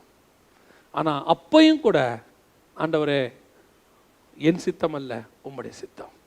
பல நேரங்களில் இல்லாமையில் நம்ம தேவ சித்தத்தை செய்கிறது ரொம்ப ஈஸி தெரியுமா உங்களுக்கு? குறைவுகள் இருக்கும்போது நம்மக்கிட்ட காசே இல்லை. இப்போ ஆண்டவர் சமூகத்தில் உட்காந்து, ஆண்டவரே நீரே எனக்கு கொடுங்கன்னு கேட்கும் போது அவர் கொடுப்பாரு. அது தேவ சித்தமாக தான் இருக்கும், ஏன்னா அவர் தானே கொடுக்குறாரு. இப்போ மொத்த பணமும் நம்ம கையில் இருக்கும்போது தேவ சித்தத்தை செய்கிறது தான் கஷ்டம். ஏன்னா இப்போ பணம் இருக்குது, நம்மக்கிட்ட ப்ராஜெக்ட்ஸ் இருக்குது, அதை செய்யறதுக்கு பலனும் இருக்குது. நம்ம நினச்சா என்ன செய்யலாம்? நம்ம இஷ்டப்படி செய்யலாம். இப்போ தாவீதுக்கு ஆட்களை எண்றதுக்கான அதிகாரம் இருக்குது, எண்ணக்கூடிய ஆட்களும் இருக்கிறாங்க. தாவீது சொன்னவங்க என்ன செய்வாங்க? போய் இஸ்ரவேலில் எவ்வளோ பேர் இருக்கிறாங்கன்னு எண்ணிட்டு வந்துடுவாங்க. இப்போ அவனுக்கு கொடுக்கப்பட்ட அதிகாரம் அதற்கு அல்ல, அதை அவன் செய்யவே கூடாது. அதைத்தான் சொல்ல வரேன். நம்மக்கிட்ட பிதா கொடுத்துருக்கிற அதிகாரம் நம் சித்தத்தை செய்வதற்கு அல்ல, பிதாவின் சித்தத்தை செய்வதற்கு. அவர் சித்தம் என்னன்றதை கேட்டு அதை நம்ம செய்யணும். இன்னைக்கு நமக்கு அதிகாரம் கிடைச்ச உடனே ஊழியத்தின் பாதையிலையோ ஆவிக்குரிய வாழ்க்கையிலையோ நீங்கள் கஷ்டப்படும் போது பிதா பார்க்குறாரு, ஐயோ இவங்க கஷ்டப்படுறாங்களே, இந்த கஷ்டத்தில் உண்மையாக இருக்கிறாங்களே, இந்த உபத்திரவத்தில் உண்மையாக இருந்தாங்களே, ஊழியத்தின் பாதையில் ஆரம்ப காலத்தில் வரும்போது இவங்க இவ்வளோ கஷ்டப்பத்துலையும் என்னிடத்துல உண்மையாக இருந்தாங்களேன்னு பார்த்துட்டு பிதா என்ன செய்கிறாரு? கொஞ்சம் அதிகாரத்தை நமக்கு தர்றாரு. அந்த அதிகாரம் வந்த உடனே என்ன வருது? மிஸ்யூஸ் பண்ண ஆரம்பிக்கிறோம். இப்போ இயேசு கிறிஸ்து அந்த அதிகாரம் வந்த உடனே கால்களை கழுவ தொடங்கினார். தாழ்மை வருது பாருங்க. எல்லாரை விட அழகாக ஒருத்தனை படைச்சார். யாரை படைச்சாரு? பிசாசை படைச்சார். பிசாசு படைச்சி எல்லாரை விட அழகாக படைச்சி அவனை கொண்டு போய் காப்பாற்றுவதற்காக உண்டாக்கப்பட்ட கேருப். இந்த கேருபை வச்ச உடனே இவனுக்கு ஒரு ஆசை வருது, நம்ம ஏன் அந்த இடத்துக்கு போகக்கூடாது, நம்ம ஏன் அங்கே போய் சிங்காசனத்தை போடக்கூடாது. இவனுக்கு எல்லா அதிகாரம் கொடுத்துருக்காரு. காப்பாற்றுவதற்காக உண்டாக்கப்பட்ட கேருப், இவனுக்கு முழு அதிகாரமும் கொடுத்துருக்கிறாரு. சிருஷ்டிப்புக்கும் தேவனுக்கும் நடுவில் இவன் தான் இருக்கிறான், முழு அதிகாரம் இருக்கு. இப்போ இவன் பார்க்குறான், நான் இன்னும் அங்கே போனால் எப்படி நல்லா இருக்கும். இதைத்தான் இயேசு கிறிஸ்து பிலிப்பியர் 2ஆம் அதிகாரத்தில் வசனம் சொல்லுது, 6ஆம் வசனத்தில், அவர் தேவனுடைய ரூபமாய் இருந்தும் தேவனுக்கு சமமாய் இருப்பதை கொள்ளையாடின பொருளாய் எண்ணாமல். இப்போ பிதா அவருக்கு ஈக்குவல் ஆக்கிட்டாரு, எல்லாவற்றையும் ஒப்பு கொடுத்துட்டார். அதுதான் யோவான் 13. பிதா எல்லாத்தையும் ஒப்பு கொடுத்துட்டார், அவர் தேவனுக்கு சமமாக ஆக்கிட்டார், தனக்கு ஈக்குவலாக மாற்றிட்டார் இயேசுவை. எல்லாம் ரெடி ஆயிடுச்சு. இப்போ இயேசு என்ன பண்ண போறாருன்னு பார்க்குறாரு. இதான் டெஸ்ட். ஏன் இதே டெஸ்ட்டை ஒருத்தனுக்கு நான் வச்சேன், லூசிஃபர்னு ஒருத்தனுக்கு அப்படியே கொண்டாந்து எனக்கு கீழே ஒரு ஸ்டெப்பு கீழே கொண்டாந்து வச்சேன். அவன் என்ன செஞ்சான்? என் ஸ்டெப்புக்கு வர ஆசைப்பட்டான். இப்போ இயேசுவை அதே இடத்துக்கு நான் கொண்டாந்துருக்கிறேன். இப்போ இயேசு என்ன பண்ணுறாரு? பிதா பார்க்குறாரு. இயேசு வசனம் சொல்லுது, தம்மை தாமே வெறுமையாக்கி தேவனுக்கு சமமாய் இருப்பதை கொள்ளையாடின பொருளாய் எண்ணாமல். நீங்கள் என்ன வச்சுட்டீங்க ஆண்டவரே, ஆனால் நான் அதை என்ன நினைக்கல, உங்களுக்கு சமமாக இருக்க நினைக்கல, நான் அடிமையின் ரூபம் எடுத்து. இன்னைக்கு கடைசி காலத்தில் கொஞ்சம் பேர் என்ன சொல்லிட்டு இருக்கிறாங்கன்னா, நாம் தேவனுக்கு ஈக்குவல், நாமெல்லாம் தேவர்கள், வி ஆர் காட்ஸ், நாமெல்லாம் கடவுள்கள், நான் கடவுள் அப்படின்லாம் ஒரு குரூப் சொல்லி தெரியுது. கிறிஸ்தவத்தில் சொல்கிறேன். இயேசு கிறிஸ்துவே வசனம் சொல்லுது, தேவனுக்கு சமமாக இருப்பதை கொள்ளையாடின பொருளை எண்ணாமல். அவரே தன்னை தாழ்த்திக்கிட்டாராம்மா. அவரே தன்னை தாழ்த்திக்கிட்டாரு. பிதா அவரை கொண்டு வந்து உட்கார வச்சுட்டார் தமக்கு சமமா. இவங்கெல்லாம் அதுக்கு கால் தூசிக்கு கூட வரமாட்டாங்க. இவங்க எல்லாவற்றையும் அவருக்கு தாழ்த்தின இயேசுக்கு எல்லாத்தையும் தாழ்த்திட்டார் பிதா. எல்லாத்தையும் கொடுத்துட்டார், எல்லா அதிகாரத்தையும். அவ்வளோ வாங்கின இயேசுவே அமைதியாக ஏஞ்சி காலை கழுவுறாரு. இதுகிட்டலாம் ஒன்றுமே இல்லை. இவங்கெல்லாம் போடுற போடு இருக்கு பாருங்க. நல்ல வேலை பிதா இவங்களுக்கு அந்த இடத்த கொடுக்கல. கொடுத்துட்டாங்கன்னா பிதாவே இவங்க ஒரு ரேஞ்சுக்கு பேசியிருப்பாங்க. இன்னைக்கு அப்படி தான் நடக்குது. லூசிஃபருடைய ஆவி அது. லூசிஃபர் தான் என்ன பண்ணுவான் தெரியுமா? நான் அந்த இடத்துக்கு போனோம், நீங்கள் தேவர்களைப் போல இருப்பீர்கள். அந்த ஆசை யாருக்கு வந்துச்சு? ஆதாமுக்குள்ள வந்துருச்சு. ஆனால் வசனம் சொல்றது, இயேசு என்ன செய்தாராம் தெரியுமா? எல்லா அதிகாரத்தையும் வாங்கின பிறகு தன்னை அடிக்க ஒப்பு கொடுத்தார். பிதாவின் சித்தத்தை நிறைவேற்றுவதற்கு தன்னை ஒப்பு கொடுத்தார். இன்னைக்கு முழு அதிகாரத்தையும் ஆண்டவர் எதுக்கு உங்களுக்கு கொடுத்துருக்கார் தெரியுமா? நம்முடைய சித்தத்தை செய்வதற்கு அல்ல, தேவனுடைய சித்தத்தை செய்வதற்கு. உங்கள் வாழ்நாள் முழுவதும் தேவனுடைய சித்தத்தை செய்வதற்கு தான் அதிகாரம் கொடுக்கப்பட்டிருக்கு. ஒரு உலகத்தானே சொல்கிறாங்க அதிகார துஷ்பிரயோகம்ங்கிறான். ஏன்? கொடுக்கப்பட்ட அதிகாரத்தை அவனுக்குன்னு பயன்படுத்தினா அதுக்கு பேர் என்னது? அதிகார துஷ்பிரயோகம். கொடுக்கப்பட்ட அதிகாரத்தை சட்டத்துக்கு புறம்பாக பயன்படுத்தினா அதுக்கு பேர் என்னது? அதிகார துஷ்பிரயோகம். அப்போ அதே மாதிரி நமக்கு பிதா அதிகாரத்தை கொடுத்திருக்கிறார். அதை பிதாவின் சித்தத்தின்படி பயன்படுத்தினாதான் அது சரியான அதிகாரம். நம்ம இஷ்டப்படி செஞ்சு நம்முடைய சுய சித்தத்தை நிறைவேற்றுவதற்கு அதை பயன்படுத்தினா அது அதிகார துஷ்பிரயோகம். இப்போ இயேசு அதிகாரத்தை பெற்றுக்கொண்ட பிறகு தன்னைத்தானே தாழ்த்தினார், வெறுமையாக்கினார், கால்களை கழுவினார். உங்களை ஆண்டவர் ஒரு ஸ்தானத்துக்கு உயர்த்துறாரா? தாழ்மையோடு இருங்க. ஆண்டவர் ஒரு ஸ்தானத்துக்கு உங்களை உயர்த்துறாரா? பொறுமையோடு இருங்க. உடனே உங்களுக்குள்ளே என்ன வந்துடக்கூடாது? பெருமை வந்துடக்கூடாது, மமதை வந்துடக்கூடாது. ஒரு வேளை உங்களுக்கு ஒரு டேலண்ட் இருக்கும், அந்த டேலண்ட்டில் கர்த்தர் கொஞ்சம் உயர்த்துவார். அந்த உயர்வு வந்த உடனே நீங்கள் என்ன பண்ணிடக்கூடாது? நான் யார் தெரியுமா, எங்கிட்ட இருக்க டேலண்ட் என்ன தெரியுமா, என்ன மாதிரி பாட முடியுமா, என்ன மாதிரி பாட்டு எழுத முடியுமா, என்ன மாதிரி இசை வாசிக்க முடியுமா, என்ன மாதிரி பிரசங்கம் பண்ண முடியுமா, என்ன மாதிரி ஆட முடியுமா, ஓட முடியுமான்னு கேட்கக்கூடாது. முடிவு பரியந்தம் தன்னை தாழ்த்தினார். சிலுவையின் முடிவு பரியந்தம். இவ்வளோ அதிகாரத்தையும் வச்சுக்கிட்டு சிலுவையில் அந்த கேள்வி கேட்குறான் அவரை. பொறுமையோடு கூட சகித்தார். அப்போ இவ்வளோ அதிகாரம் எனக்கு எதுக்குங்க? இவ்வளோ அதிகாரம் எனக்கு எதுக்கு? இயேசு சிலுவையில் மரணத்தை, அந்த பிதாவின் சித்தத்தை செய்வதற்குத்தான் இவ்வளோ அதிகாரம் கொடுக்கப்பட்டது. அந்த அதிகாரத்தை வச்சுக்கிட்டு இயேசு என்ன பண்ணணும்? அந்த மரணத்தை ஏற்று பிதாவின் சித்தத்தை செய்யணும். அதுக்கு தான் அதிகாரமே. உங்களுக்கு எனக்கும் ஆண்டவர் அதுக்கு தான் அதிகாரத்தை கொடுத்திருக்கிறார். எதற்காக? பிதாவின் சித்தத்தை செய்வதற்கு. கடைசியாக இப்போ இயேசு எல்லாத்தையும் ஜெயிச்சிட்டார். நான் சொல்லிட்டு முடிக்கிறேன். இயேசு எல்லாத்தையும் ஜெயிச்சிட்டார். எல்லாம் பக்காவாக முடிஞ்சிருச்சு. இயேசு மரணத்தில் உயிரோடு கூட எழுந்துட்டார். இப்போ அவர் எங்கே இருக்கிறாரு? வசனம் சொல்லுது, சங்கீதம் 110:1 வாசிங்க பார்ப்போம்.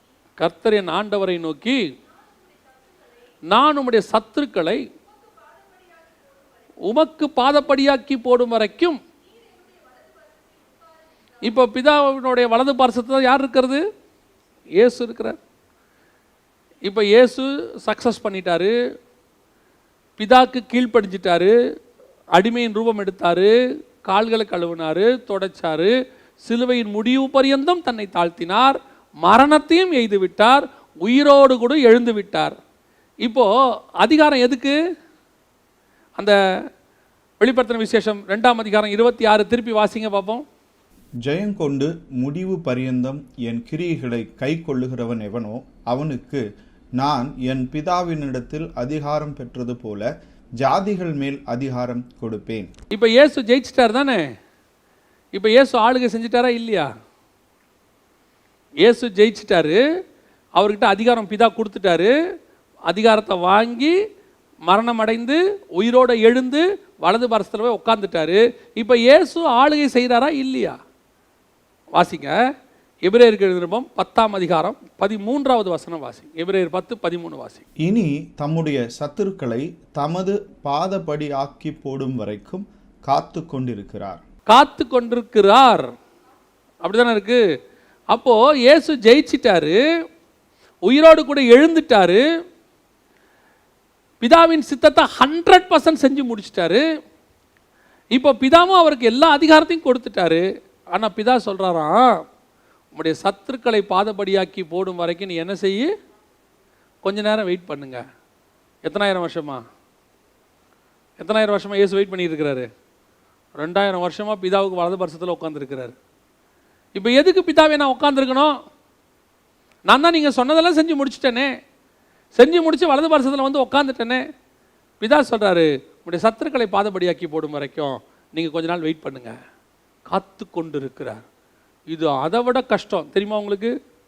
அதிகாரம் வந்து ஜெயிச்சு ப்ரூஃப் பண்ணி எல்லாம் பண்ண பிறகு காத்திருப்பு பட்டியலில் இருக்கிறார் இயேசு. இப்போ இயேசு எதில் இருக்கிறாரு? காத்திருப்பு பட்டியல். எதுக்கு? இந்த சபையின் காலம் முடிஞ்சு 1000 வருஷ அரசாட்சின்னு ஒன்று வரும். அந்த 1000 வருஷ அரசாட்சியில் தான் இயேசு என்ன செய்ய போறாரு? இரும்பு குழால் ஆளுகை செய்ய போகிறார். அந்த இரும்பு குழால் ஆளுகை செய்கிற வரைக்கும் நீ என்ன செய்யுங்க, என்னுடைய வலது பரிசத்தில் உட்கார்ந்துருங்கன்னு பிதா சொல்லிட்டாரு. இயேசு கிறிஸ்துவ எங்க உட்கார்ந்துருக்கிறாரு? அங்கேயே உட்கார்ந்துருக்கிறாரு. எவ்வளவு நாளா உட்கார்ந்துருக்கிறாரு? 2000 வருஷமா. இதுதான் கீழ்ப்படிதலுடைய உச்சம். நான் நீங்க சொன்னதெல்லாம் செஞ்சு முடிச்சிட்டேன், 100% finished, சக்சஸும் பண்ணிட்டேன். இனி நான் தோக்கவே முடியாது, ஏன்னா உயிரோட எழுந்துட்டேன். பரிகரிக்கப்படும் கடைசி சத்ரு மரணம், அதையும் ஜெயிச்சாச்சு. இப்போ நான் என்ன செய்யணும்? வெயிட், கொஞ்ச நாளைக்கு வெயிட் பண்ணுங்க. கேள்வியே கேட்காம வெயிட் பண்ணிட்டு இருக்கிறார் பாருங்க. இன்னைக்கு நாம ஒரு காரியத்தை செஞ்சு முடிச்சு சக்சஸ் பண்ணிட்டோம்னா நமக்கு உடனே போஸ்டிங் போடாட்டி எவ்வளோ கோவம் வருது. நாம் ஒரு காரியத்தை செஞ்சு முடிச்சா உடனே ரிவார்டு எதிர்பார்க்குறோம், உடனடியாக ஒரு பலன் எதிர்பார்க்குறோம். இன்னும் எனக்கு கொடுக்கல, நான் வந்துட்டு இத்தனை வருஷத்தை கிளியர் பண்ணிட்டு ஆஃபீஸில் நியாயமாக எனக்கு ப்ரமோஷன் வந்திருக்கணும், இன்னும் எனக்கு வரல, அநியாயம் நடக்குது, எனக்கு கீழே இருக்கிறவெல்லாம் மேலே வந்துட்டான், தேவன் இருக்கிறாரா இல்லையா, நானும் எவ்வளோ நாளாக ஜெபம் பண்ணுறேன், கர்த்தர் ஜெபத்துக்கு பதிலே தர மாட்டார். எவ்வளோ முறுமுறுப்பு. நியாயமாக இயேசு எவ்வளோ முறுமுறுக்கணும்? என்னப்பா நீங்கள் போக சொன்னீங்க, போனேன். அடி வாங்க சொன்னீங்க, 33 வருஷம் ப்ரூஃப் பண்ண சொன்னீங்க, ப்ரூஃப் பண்ணேன். அடி வாங்க சொன்னீங்க, வாங்கினேன். சாக சொன்னீங்க, செத்த. உயிரோடு கூட நீங்கள் தான் என்னை எழுப்புனீங்க. பிதாவாகிய தேவன் அவர் உயிரோடு கூட எழுப்பினார் இருக்கு, எழுப்புனீங்க. இப்போ வலது பரிசத்தில் உட்காரு, நீங்கள் உட்காந்துருக்கிறேன். எப்போ வரைக்கும்? பிதாவுக்கு தான் டேட்டு தெரியும், குமாரனுக்கு தெரியாதுன்னு இருக்கு. இப்படி ஒரு தாழ்மையின் ரூபத்தை பார்க்க முடியுமா? அப்படி இருந்தாதான் நீங்களும் நானும் அவரோட கூட ஆளுகை செய்ய முடியும். சின்ன சின்ன விஷயத்துக்கு நமக்கு என்ன வருது? அதான் வசனம் சொல்லுது, நம்முடைய நேரம் எல்லாம் அவருடைய நேரம் கிடையாது. நம்ம ஒரு டைம் ஃபிக்ஸ் பண்ணிக்கிறோம். இதில் வேற ஒரு சிலர்லாம் ஆண்டவருக்கு டைம் கொடுப்பாங்க, இன்னும் 40 நாள் கர்த்தர் எனக்கு பதில் தந்தே ஆக வேண்டும். தராட்டி என்ன பண்ண போறீங்க? 41வது நாள் இருப்போம். வேற ஒன்று தான், ஒன்றும் பண்ண முடியாது. ஒன்றும் பண்ண முடியலதானே அவருக்கு 40 நாள் டைமே கொடுத்துருக்குறோம். நம்ம ஆட்கள்லாம் நிறைய பேர் ஆண்டவருக்கே டைம் கொடுக்கறது, கெடு கொடுக்கறது. யோசித்து பாருங்க. அப்பேற்பட்ட தேவன், அதிகாரம் முழுவதையும் பெற்றுக்கொண்ட தேவன், இப்போ அவர்கிட்ட அத்தாரிட்டி கையில் இருக்கு, ப்ரூஃபும் பண்ணிட்டாரு. ஆனாலும் பிதா சொல்லிட்டாரா இங்கே உட்காருங்கன்னு, உட்காந்துருக்கிறாரு. உங்களாலையும் என்னாலையும் கொஞ்ச நாள் உட்கார முடியுதா? அதான் வசனம் சொல்லுது, ஏற்ற காலத்தில் உங்களை உயர்த்த வரைக்கும் நீங்கள் செய்யணுமா? அவருடைய பலத்த கரத்துக்குள் அடங்கி இருங்கள். You must wait. இருக்கிறதுலே ஆவிக்குரிய வாழ்க்கையில் கஷ்டமான விஷயம் என்ன தெரியுங்களா? வெயிட் பண்ணுறது. வேலை வர வரைக்கும். நீங்கள் இயேசு கிறிஸ்துவை எடுத்து பாருங்க. வேலை வந்தது என்று சொல்லி காலம் நிறைவேறின போது, ஒவ்வொன்றுத்துக்கும் ஒரு டைம் வச்சிருக்கிறார் ஆண்டவர். உங்கள் உயர்வுக்கும் ஆண்டவர் ஒரு டைம் கொடுத்துருக்கிறார். நீங்கள் ப்ரூஃப் பண்ணியிருப்பீங்க, நீங்கள் சோதனை அனுபவிச்சிருப்பீங்க, நீங்கள் வேதனையை அனுபவிச்சிருப்பீங்க. இன்னும் எனக்கு பதில் வரலையே, இன்னும் கர்த்தர் எனக்கு பதில் கொடுக்கலையே. கர்த்தர் உங்களுக்குன்னு ஒரு டைம் வச்சிருக்கிறார். அந்த டைம் வர வரைக்கும் அவருடைய பலத்த கரக்குள்ள அமைதியாக இருங்க, வலது பரிசத்தில் உட்காந்துருங்க. நீங்கள் ப்ரூஃப் பண்ணியிருக்கிறீங்க. ஒரு நாளும் கர்த்தர் அதை மறக்கிற தேவனே கிடையாது. இந்த 5 மாதம் 6 மாதம் எவ்வளோ பேர் எப்படி எப்படியோ போயிட்டாங்க. ஒரு சிலர்லாம் உயிரை கொடுத்து ஊழியம் பண்ணாங்க. இந்த 6 மாதம் எனக்கு தெரியும், உயிர் கொடுத்து ஊழியம் பண்ணாங்க. விசுவாசிகளை போய் சந்திக்கணும், எப்படியாவது ஒரு தடவையாவது போய் பார்த்துடணும், விசுவாசிகள் மனசோர்வு அடைஞ்சிடக்கூடாதுன்னு சொல்லி அவங்கள எப்படி சந்திக்கலாம், எந்த விதத்தில் சந்திக்கலாம், கிடைக்கிற வாய்ப்பில் போய் சந்தித்து ஃபோனை பேசி அதை பண்ணி இதை பண்ணி எப்படியாவது இந்த 5 மாதம் இந்த காலம் முடியும், எப்படியும் சீக்கிரம் முடிஞ்சிடும், நம்ம இந்த விசுவாசியை பார்த்துருவோம் அப்படின்னு காத்திருந்தவங்க எத்தனையோ பேர். இந்த 1ஆம் தேதி ஓப்பன் பண்ண உடனே 6 நாளும் ஆராதனை வச்சிருவோமா? கொஞ்சம் பேர் தான் சொல்கிறாங்க, ஒரு நாளைக்கு 2 வச்சுருவோமா, 3 வச்சுருவோமா? ஏன்? அந்த ஏற்ற காலம் ஒன்று வருகிற வரைக்கும் அந்த வெயிட் பண்ணுற பீரியட் இருக்குல்ல, அது வந்து ஒரு மரண வலி. இயேசு அப்படியே உட்காந்துருக்கிறான் பக்கத்தில். இந்த காலம் முடிஞ்சு ஆயிடவர் சரசாட்சி வருகிற வரைக்கும், உடைய சத்துருக்களை பாதபடியாக்கி போடும் வரைக்கும் பலத்த கரத்துக்குள் அடங்கிடு. ஆண்டவர் உங்களுக்கு வாக்குத்தத்தம் பண்ணியிருப்பார், அநேக காரியங்களை சொல்லியிருப்பார். அது இன்னும் நிறைவேறலையே நீங்கள் நினச்சிட்டு இருப்பீங்க. உங்கள் மேலே ஒரு தப்பும் இருக்காது. நீங்கள் ஒருவேளை நல்ல ஜோம் பண்ணுறவங்களா கூட இருப்பீங்க. ஆமாம், ஏன் இன்னும் நடக்கலை? ஆண்டவர் சொன்னது ஏன் நடக்கலை? ஆண்டவர் சொல்கிறாரு, உனக்கு ஏற்ற காலத்தில் உனக்கு உயர்த்துக்கிற வரைக்கும் என்னுடைய பலத்த கரத்துக்குள் அடங்கிடு. உங்களுக்கு வாக்கு தத்தம் பண்ணினவர் உண்மை உள்ளவர், வாக்கு தத்தங்கள் மாறாதவைகள். அவர் சொன்னது 100% ஆம் என்றும் ஆமேன் என்றும் நிச்சயம் நடக்கும். அல்லேலூயா. ஒருவேளை இந்த 6 மாசத்துல எல்லாம் டல்லா போச்சு, இப்படி ஆகி போச்சு, நடக்குமா நடக்காதா, பொருளாதார வீழ்ச்சி, அது நடக்குது இது நடக்குது, அப்படி ஆகி போச்சு இப்படி ஆகி போச்சு, அதெல்லாம் உலகத்துக்கு.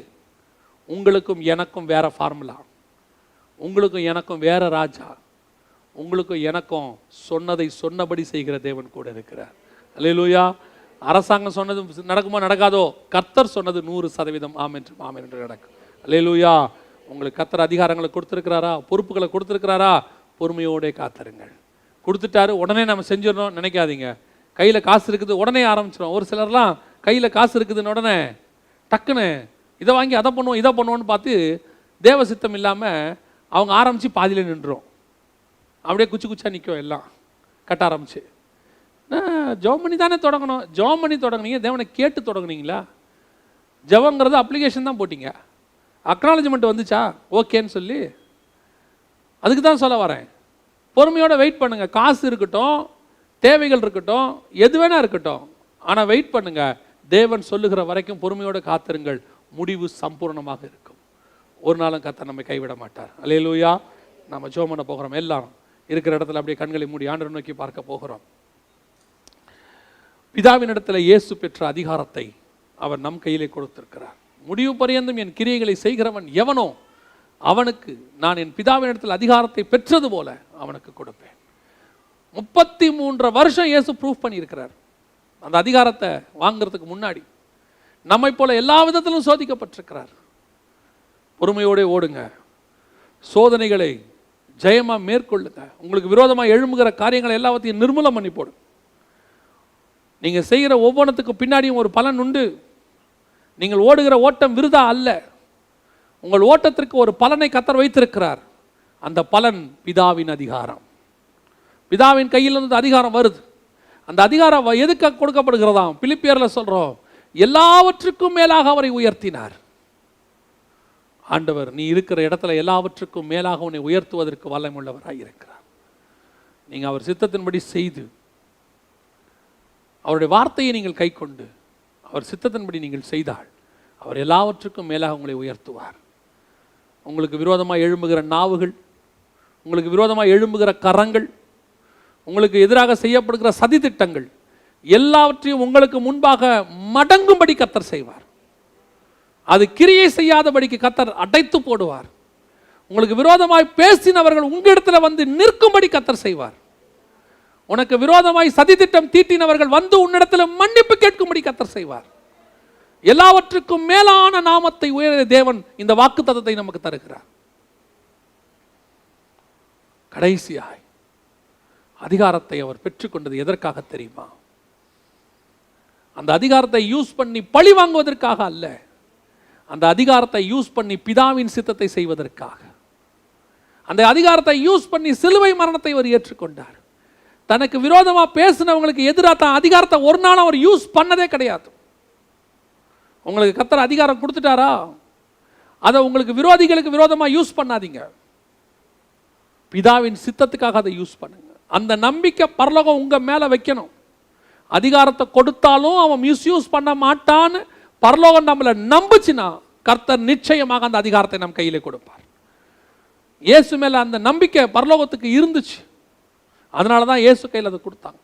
இயேசுவும் சும்மா உங்ககிட்ட அந்த அதிகாரத்தை தரேன்னு சொல்லலை. அவர் என்ன சொல்றார் தெரியுமா? முடிவு பரியந்தம் என் கிரியைகளை செய்து ஜெயம் கொள்ளுகிறவன் எவனும். அவரும் செக் பண்ணி தான் கொடுக்கிறாரு, சும்மா கொடுக்கறது இல்லை அதிகாரத்தை. நீங்களும் நானும் அவருடைய டெஸ்ட்ல பாஸ் பண்ணோம்னா மிகப்பெரிய அதிகாரம் நமக்கு காத்து கொண்டிருக்கிறது. அந்த அதிகாரத்தை வச்சுட்டு அநேகருக்கு நன்மை செய்ய முடியும். அந்த கெத்செமனேல அவரை பிடிக்க வந்து கத்தியோட ஒருத்தன் வரான். இயேசுகிட்ட அதிகாரம் இருக்கு, அவன் காது வெட்டப்படுது. அந்த அதிகாரத்தை யூஸ் பண்ணி இயேசு அவனை சுகமாக்குகிறார். எதிரிக்கு கூட அந்த இடத்துல கர்த்தர் அன்பை காட்டுகிறார். அதுதான் அந்த அதிகாரத்தினுடைய மகத்துவம். கர்த்தர் உங்ககிட்ட கொடுத்துருக்கிற அதிகாரம் எதுக்கு தெரியுமா? உன் எதிரிக்கு அன்பு காட்டுறதுக்கு. யோசேப்புக்கு முன்பாக வந்து சகோதரர்கள் முழங்கால் படியிட்ட போது யோசேப்பு கையில் இப்போ அதிகாரம் இருக்கு. அவன் நினைச்சானா அந்த 11 பேரையும் தூக்கி சிறைச்சாலையில் போட முடியும். அவன் நினைச்சானா அந்த 11 பேரையும் சாப்பாடு இல்லாமல் சாகடிக்க முடியும். அந்த அதிகாரத்தை அவன் அதற்கு பயன்படுத்தவில்லை. அவன் நினைச்சா போர்த்திபாருடைய வீட்டில் இருந்த அத்தனை பேரையும் தூக்கி சிறைச்சாலையில் போட்டிருக்க முடியும். எனக்கு வினோதமாக என்னையா தூக்கி ஜெயிலில் போட்டிங்கன்னு அவன் செஞ்சிருக்கலாம். அவன் அதை செய்யவில்லை. அதற்கு மாறாக தனக்கு விரோதமாக எழும்பினவர்கள், தன்னை குழியிலே போட்டவர்கள், தன்னை அடித்தவர்கள், தன்னை விற்று போட்டவர்கள் அத்தனை பேருக்கும் அந்த அதிகாரத்தை பயன்படுத்தி அவன் நன்மை செய்கிறவனாக இருந்தான். அத்தனை பேரையும் போஷித்தான் என்று சொல்லி பார்க்கிறோம். அதுக்குத்தான் அதிகாரம் உங்களுக்கு எனக்கு ஆண்டவர் கொடுக்கிறார். அதிகாரத்தை வச்சுக்கிட்டு நான் தலைவர், நான் செக்ரட்டரி, நான் பொருளாளர்னு வச்சுக்கிட்டு அடுத்தவனுக்கு விரோதமாக பேசி அடுத்தவனுடைய பதவியை இறக்க பார்க்கறதுக்கு, அடுத்தவனுக்கு விரோதமாக செயல்பட நினைச்சிங்க, அந்த அதிகாரத்தை உன் கையிலிருந்து கர்த்தர் எடுத்து போடுவார். நம்ம ஒப்பு கொடுத்து ஜெபம் பண்ணுவோம். சர்வ வல்லமை உள்ள எங்கள் தகப்பனே, எங்களை மீண்டுமாய் கூடி வர பண்ண தயவுக்காக உமக்கு நன்றி. பிதாவினுடைய அதிகாரத்தை நீர் பெற்றுக்கொண்டது போல எங்களுக்கும் வைத்திருக்கிற தயவுக்காய் ஸ்தோத்திரம். எங்கள் திருச்சபை அப்படி அதிகாரம் பெற்ற ஒரு திருச்சபையாக, அநேகருக்கு நன்மை செய்கிற திருச்சபையாக, எங்களை தூஷிக்கிறவர்களை ஆசீர்வதிக்கிற திருச்சபையாக, எங்களை சபிக்கிறவர்களுக்காக ஜெபிக்கிற திருச்சபையாக, எங்களுக்கு விரோதமாக குதிங்காலை உயர்த்தினவர்களுக்காக நாங்கள் அவர்களுக்காக மன்றாடுகிற திருச்சபையாக நாங்கள் மாறட்டும் ஐயா. இந்த பகுதியில் எங்களுக்கு விரோதமாக எத்தனையோ பேர் எழும்பி இருக்கிறாங்க, ஆனாலும் அவர்கள் நாங்கள் ஆசீர்வதிக்கிறோம், அவர்களுக்காக நாங்கள் ஜெபிக்கிறோம். எங்கள் திருச்சபை பிதாவின் அதிகாரத்தை பெற்ற திருச்சபையாக மாறட்டும். மகிமையுள்ள கரத்தில் எங்களை தாழ்த்துகிறோம். நீர் மாத்திரம் மகிமைப்படும். எங்கள் ஆண்டவர் இயேசுவின் நாமத்தில் பிதாவே.